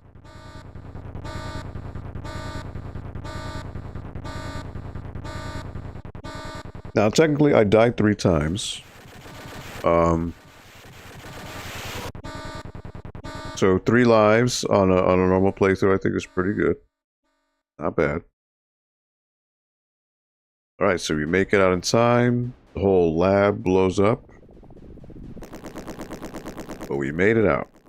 Thanks to Adam's helicopter.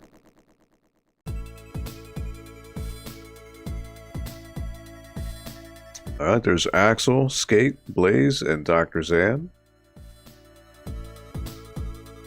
Basically, this would have to say something like, you know, at the end of the day, Axel and crew have cleaned up the streets, taken care of Mr. X once and for all. The city is now safe. Something like that. I'm good at Sonic, the 2D ones. Nice, yeah. We all have our specialties, you know. For me, it's, you know, Street Fighter games, classic Street Fighter games, Streets of Rage, Golden Axe, Power Stone. And there you go. That's the end of the game. You got Skate and Adam. And you get the classic Streets of Rage theme. Which has been altered a little bit. It's a little bit different. But it's still close enough.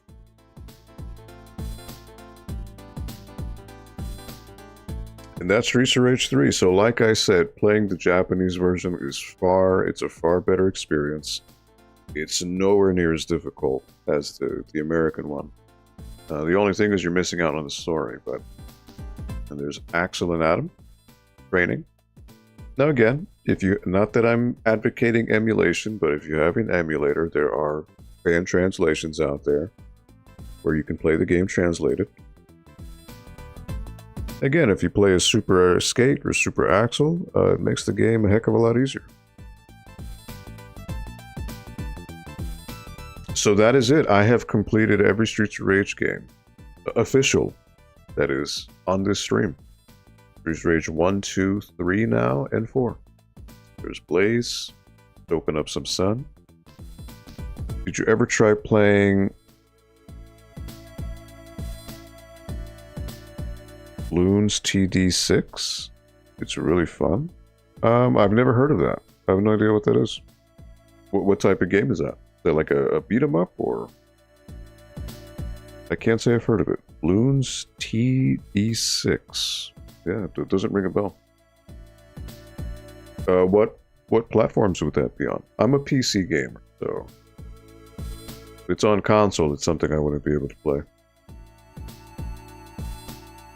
Oh, tower defense. Oh, yeah, tower defense, not my thing. I know tower defense games are very popular with quite a few people. They've never clicked with me. Strategy games, tower defense, turn-based RPGs, they've never clicked with me. There's Yuzo Koshiro, the producer of all the fantastic music, and also Motohiro Kawashima. There's Dr. Zan.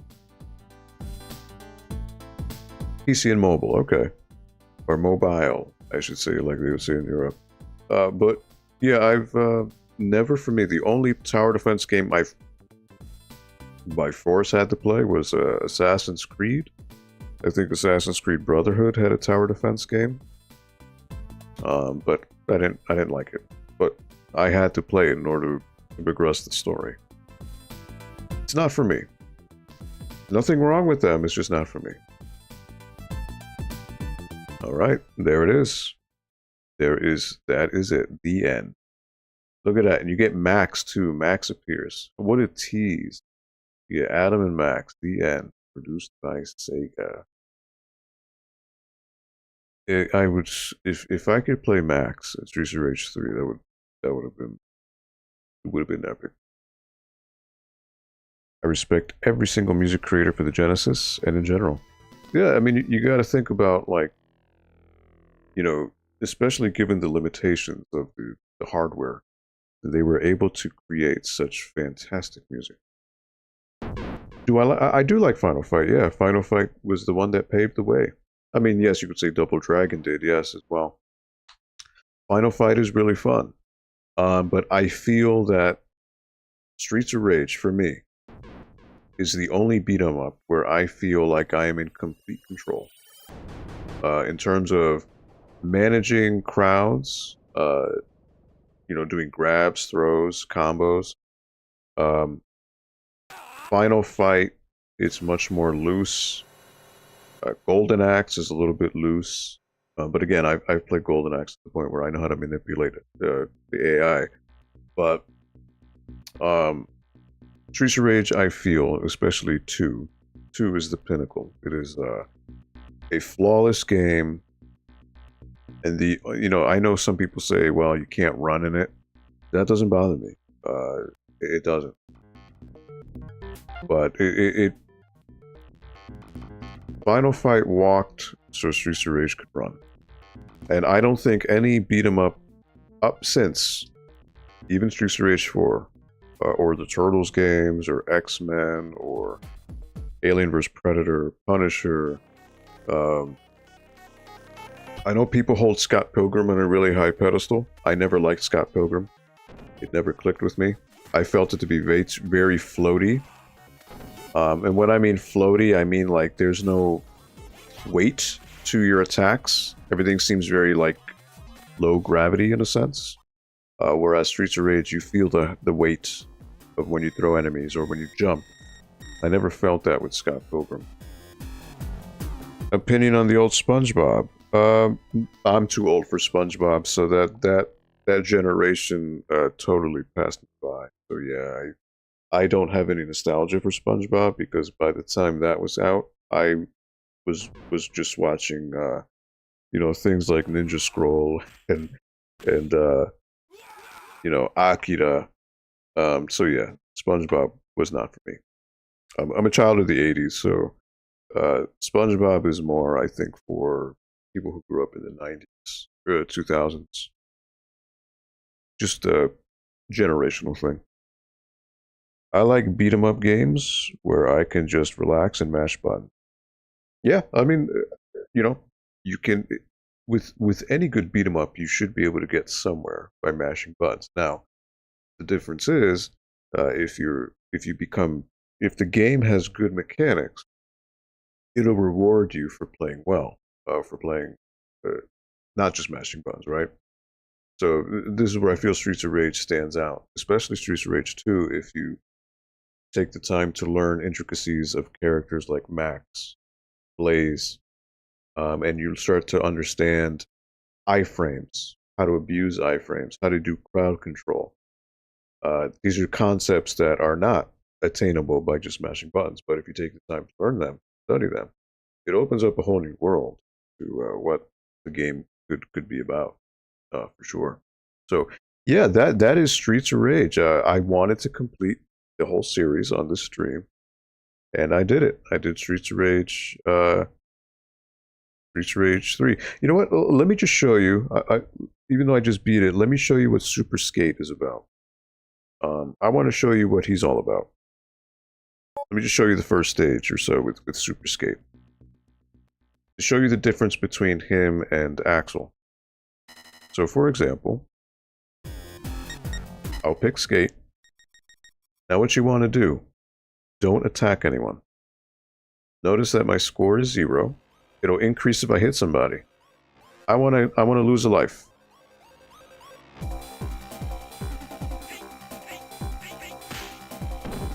Now this may take a while, because the AI is not the best. But basically I want them to just, as long as my score stays at 0, and I lose a life, I will respawn as Super Skate.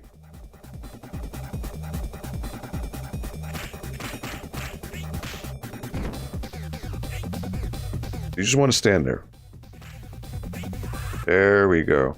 Alright, I'm back. Look at my punch now. See how it's all messed up? Look at that. Look at that. That is the power of Super Skate. Instant death. So he's different from Super Axel, where it's his standard attack that just melts you like butter. See that glitched out punch? Super Skate. So it's the easiest thing to do. All you need to do is just lose a life. Don't hit anyone. And when you respawn, you are a beast. To get out of that grab, all you gotta do is you gotta hit jump and punch at the same time.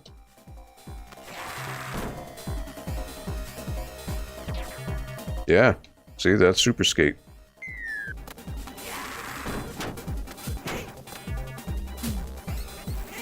Not a fan of Skate's melees. I don't find them to be very good. They're different, though. I mean, you know, at least they were going for something different. So, I respect that.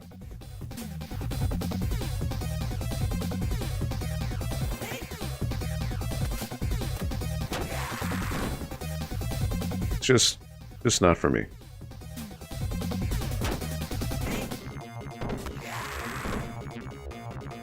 Alright, throw the knife at him.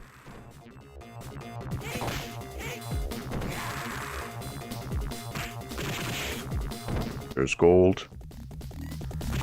Goodbye. Super Skate, please stop. You were scaring the enemies away. Oh, you just wait till you get to the boat. Alright, bye. Bye. So Super Skate is great for the early game, but once you start getting to the later sections, not as good. Alright, they do a little cannonball attack, yep. Goodbye, Bongo.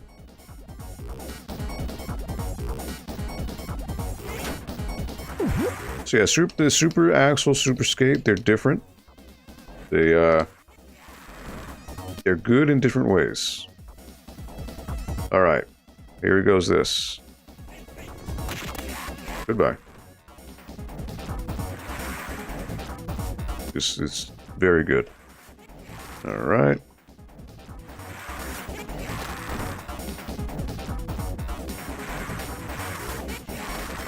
Goodbye, Storm.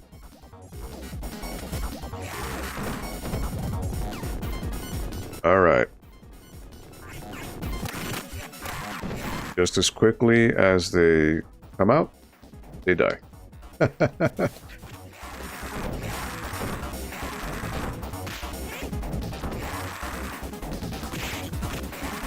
The only problem is that there's no reach on that, so you just have to be right there on the enemies to make it work.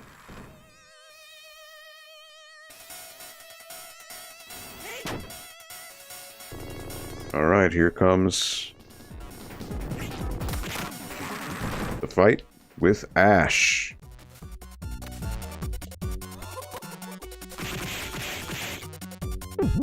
Now see, the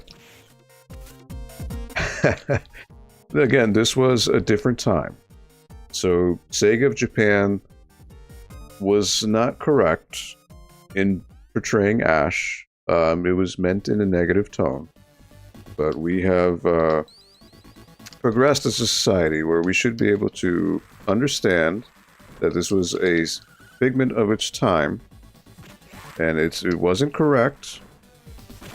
But nonetheless, I think it's important to show how far we've progressed, as well as censorship in any type of game is not cool, because it can always serve as a learning lesson for any of us. All right. Once he grabs you, just hit him. Just do your special attack to break out of it.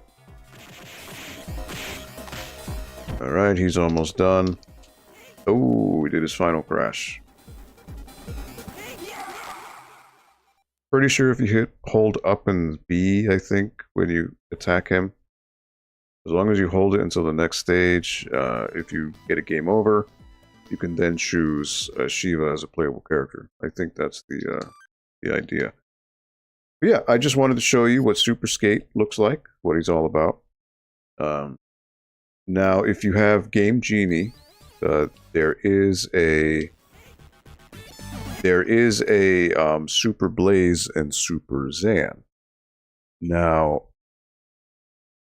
I don't remember their differences. I don't know what they do, because I never owned a Game Genie action replay growing up for my Genesis, so I don't know. But I'm pretty sure if you YouTube, look up Super, Streets of Rage 3, Super Blaze, Super Zan, you can see what they're all about. But again, yeah, this is a very simple code you can do. All you do is just pick Skate, don't attack anyone, lose a life, and when you respawn, you come back as Super Skate. I don't care what genre it is, its early game will always be a pain in the back for me. Okay. Been an hour? Yeah, it's been an hour. It is time to wrap up. Yeah, I am until 6 p.m., so I do need to wrap up. Game Genie memories for me are just fever dreams. Yeah, it's Game Genie was expensive back then. I remember Game Genie. Herb, if you're still here, do you remember what things like Game Genie and Action Replay would cost? I remember them being like 70, 80 bucks to even get those. Totally agreed. A statue is one thing, a video game is another. I remember wanting Ash after seeing him in a magazine. Yeah, so, and again, I think as a historical footnote, there's no reason why he should have been removed. Yes, the connotation behind why they created him in the first place was meant to be as a joke, which is why you see him cry when you beat him. That said, Japan has always had goofy things like that, be it comedians or little in-jokes, and like even Godzilla movies, for what they are, have really ham-ball, corny things that seem out of place. It's just part of the Japanese culture to sometimes pepper in really out there things. Now, would it have been nice to have Ash as a playable character? He is, actually. You can play him if you have Game Genie. There is a code to play as Ash in the Japanese version. I don't think he's accessible in the American one, because I think he was just downright deleted from the source code. I could be wrong. But Ash, ironically, for how they portray him as being a weakling, he's actually really powerful. He's OP. Ash melts life bars too.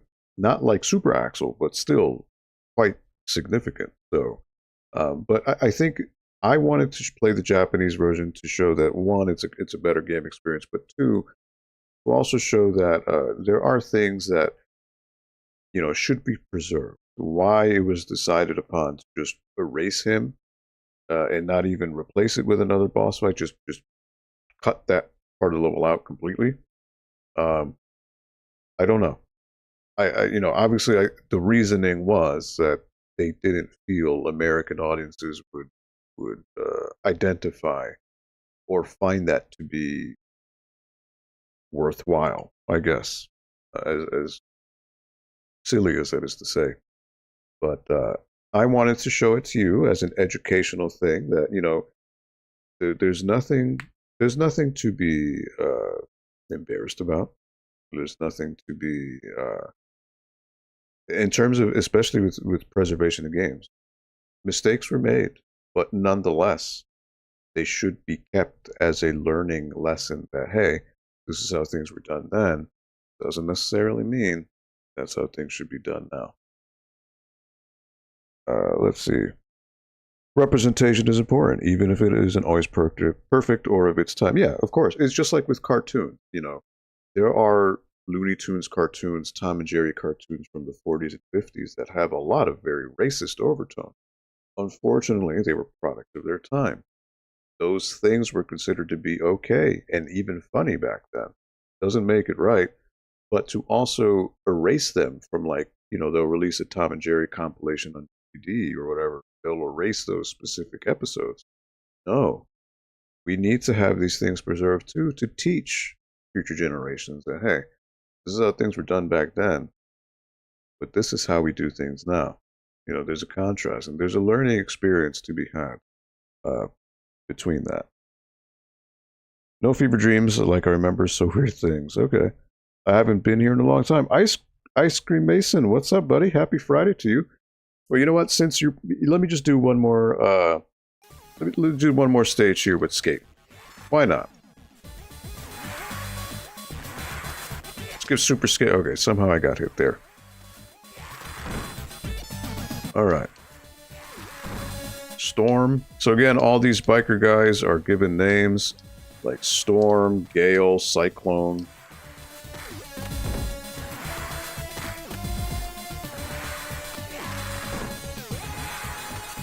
Oh, alright. Somehow you hit me. Don't know how. There we go. I'll do one more. No one convinced me, but I just figured why not. But I will say the usefulness of Super Skate tends to nullify after this stage is done. Because especially when you start getting enemies who block, it kind of negates Super Skate's usefulness. So, whereas Super Axle is useful throughout the whole game, Super Skate, especially because there's no range on it, you got to be right on the enemy for it to work. But look at how it melts his life bar, right? But he's definitely in the long game at the end. He is nowhere near as useful as he was at the start. All right. Again, it's a challenge to try and. I want to try to not attack Rue. I want to try to attack the ringmaster, Bruce. Now, why would I do that? Well, if you are playing normally, Victi, his name is, Rue in English. So if I spare Rue, you can play as him. So by doing what I just did right now, if I were to get a game over, I would then be able to play as him.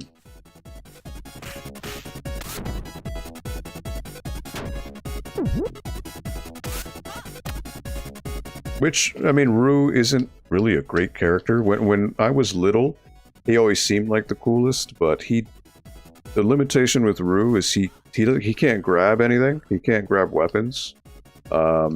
His attacks look cool. They're multi-hit, but they don't do a lot of damage, to be honest.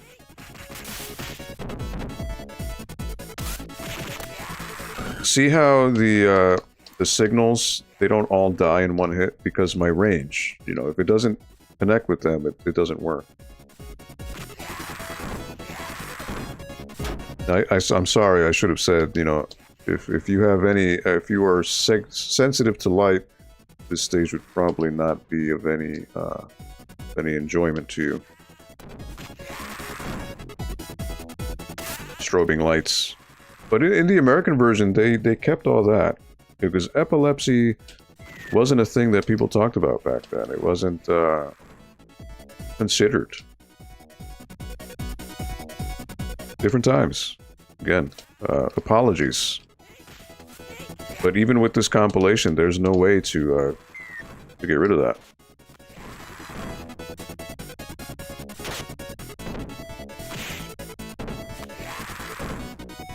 It's a cool track, yeah. I mean, again, Streets of Rage 3 gets a lot of flack for the soundtrack not being as good. It's different. I wouldn't say it's better. I wouldn't say it's worse. It's experimental. That's what I would say. Streets of Rage 3 soundtrack is experimental.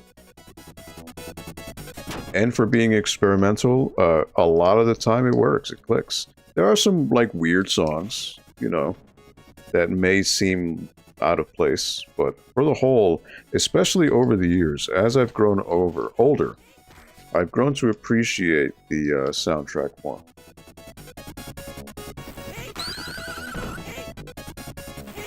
All right, so my blitz attack has altered now because then I have 2 stars. All right, so this is where Super Skate's usefulness dies down. Because these bosses here, these girls, they jump around a lot. My range, because it's so limited, it makes hitting them very, very frustrating. Like, it was just cool to know someone gay was in a game. Yeah, you know, it was the first instance that I'm aware of, at least when I grew up, that was the first time. But again, when I was younger, I was ignorant. I just thought it was the guy from the Village People. Because that's who he's dressed up as, the policeman. That's what I thought it was. I didn't think when I was younger, oh, he's a homosexual or anything like that. That wasn't even in my radar. I just took it at face value. Oh, it's the Village People guy. Why is he in this game? That was my thought when I was little.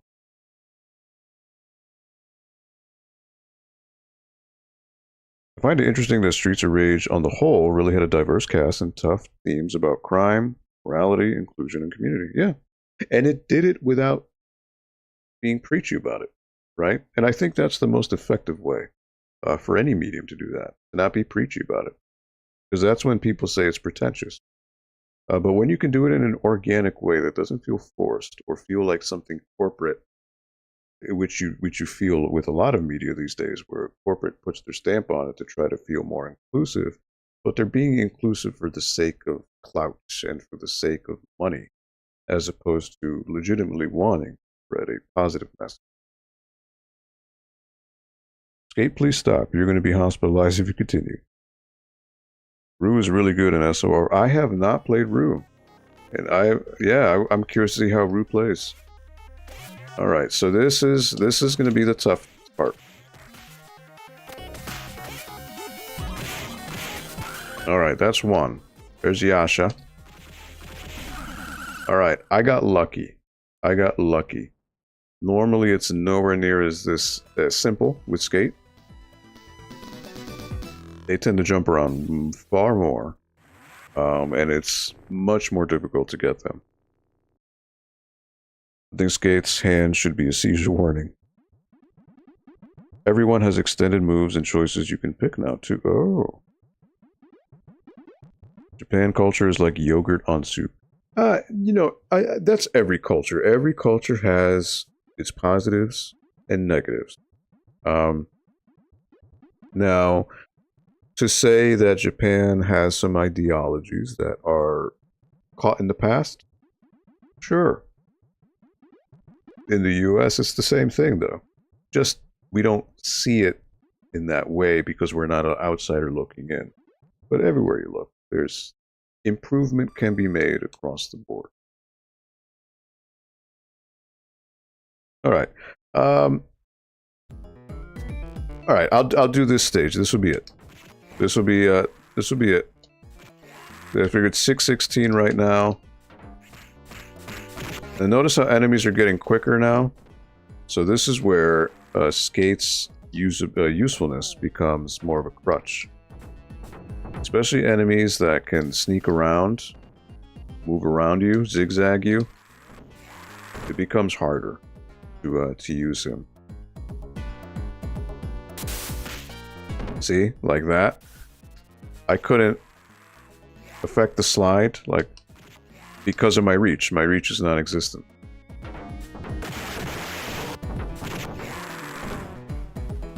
Just one more. Yeah, I know.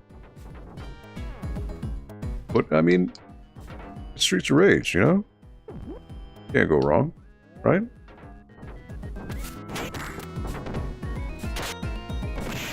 Galcia, goodbye. Goodbye, Tundra. Goodbye, Galcia. Fernand. Carlos. Alright, so again, as I mentioned before, it's... Alright. She just jumped to her doom. Look at that. That was fantastic. She literally just jumped to her own doom. That was great. You can't make that up. Alright, so again, what you want to do here...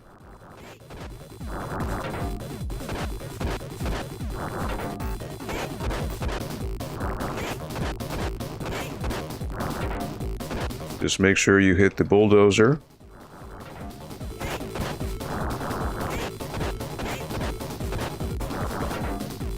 That way you avoid getting hit yourself.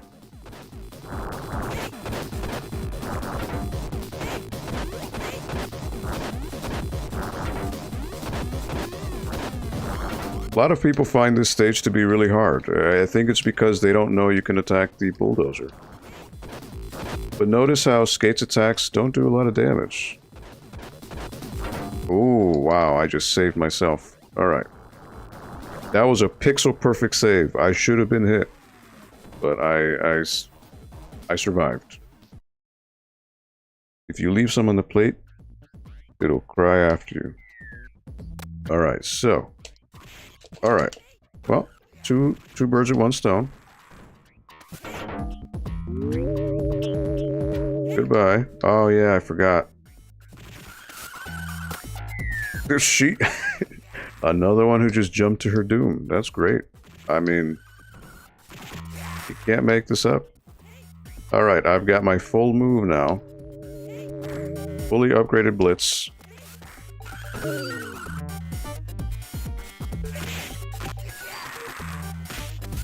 There we go.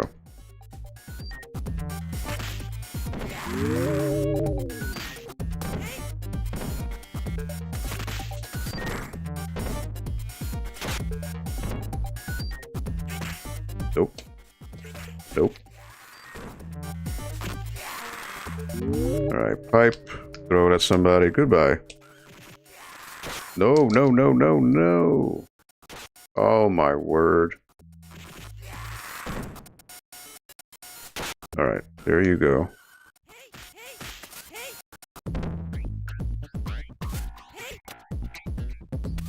Goodbye. I love it when you throw enemies in the bottom. Oh yeah, it's so satisfying. It really is. Ooh, pixel perfect retro game move. So sad. Yeah, that was clutch. I didn't think I'd be able to do that. I'm gonna pat myself on the back for that one. Alright. I need my turkey.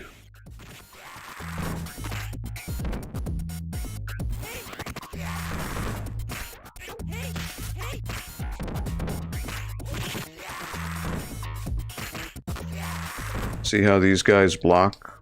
So that's... Skate becomes less useful when with blocking enemies. Alright, I can't grab that. I have to fight Axel, what? What is this madness?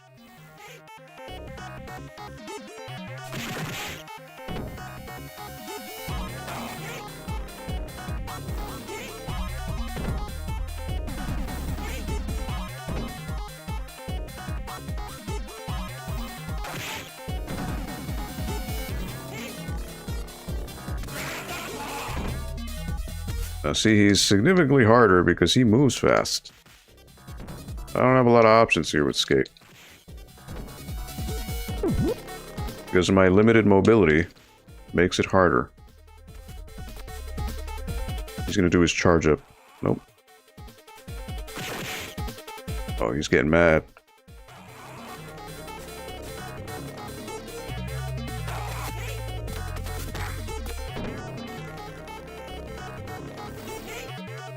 See how much faster he's moving?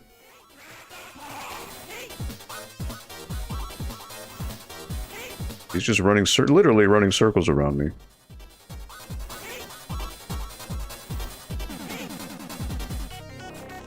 I can't even touch him.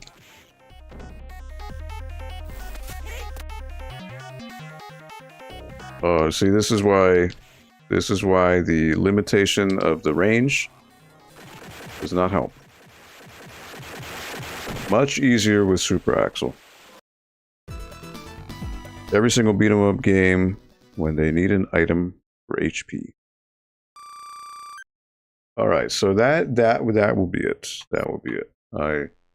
As much as I would love to do another playthrough, I would probably be done at 7:30. So I'm already over time here. But if you're looking for a way to play this, this is the SEGA Genesis Classics Collection, which I have left a link for in the stream description. But before I leave, I just want to go over some things real quick to give a reminder that I am hosting a Yoshi Perler giveaway. So my coworker, Storycraft, she gave me a Yoshi Perler bead. So this is being given here, and I am shipping this out to anyone in the US, United States only. So if you fill out the form, or, you know, I'm going to link you to the form, actually. Let's see, 1 second here. Put the link to the Google form. All you need to do is fill out your name, email address, and phone number. And I will be drawing the winner in 2 weeks' time on July 28th. And I will be shipping out. It can either be someone local to Connecticut or it could be someone within the United States. So I recently played through Yoshi's Island. And I figured it'd be a really cool giveaway to tie in to give away a Yoshi Perler bead. Created by Storycraft, aka Lisa Story. She is a fellow employee here at the library. She works in the children's department. She's fantastic with Perler beads. And she was nice enough to create a Yoshi for me when I was making the streams for Yoshi's Island. So I'm happy to announce that I'm giving away a Perler bead for free. All you need to do is fill out the form. Again, just your name, address, or name, email address, and phone number. And best of luck to the future winner. Those will be going on for about 2 weeks.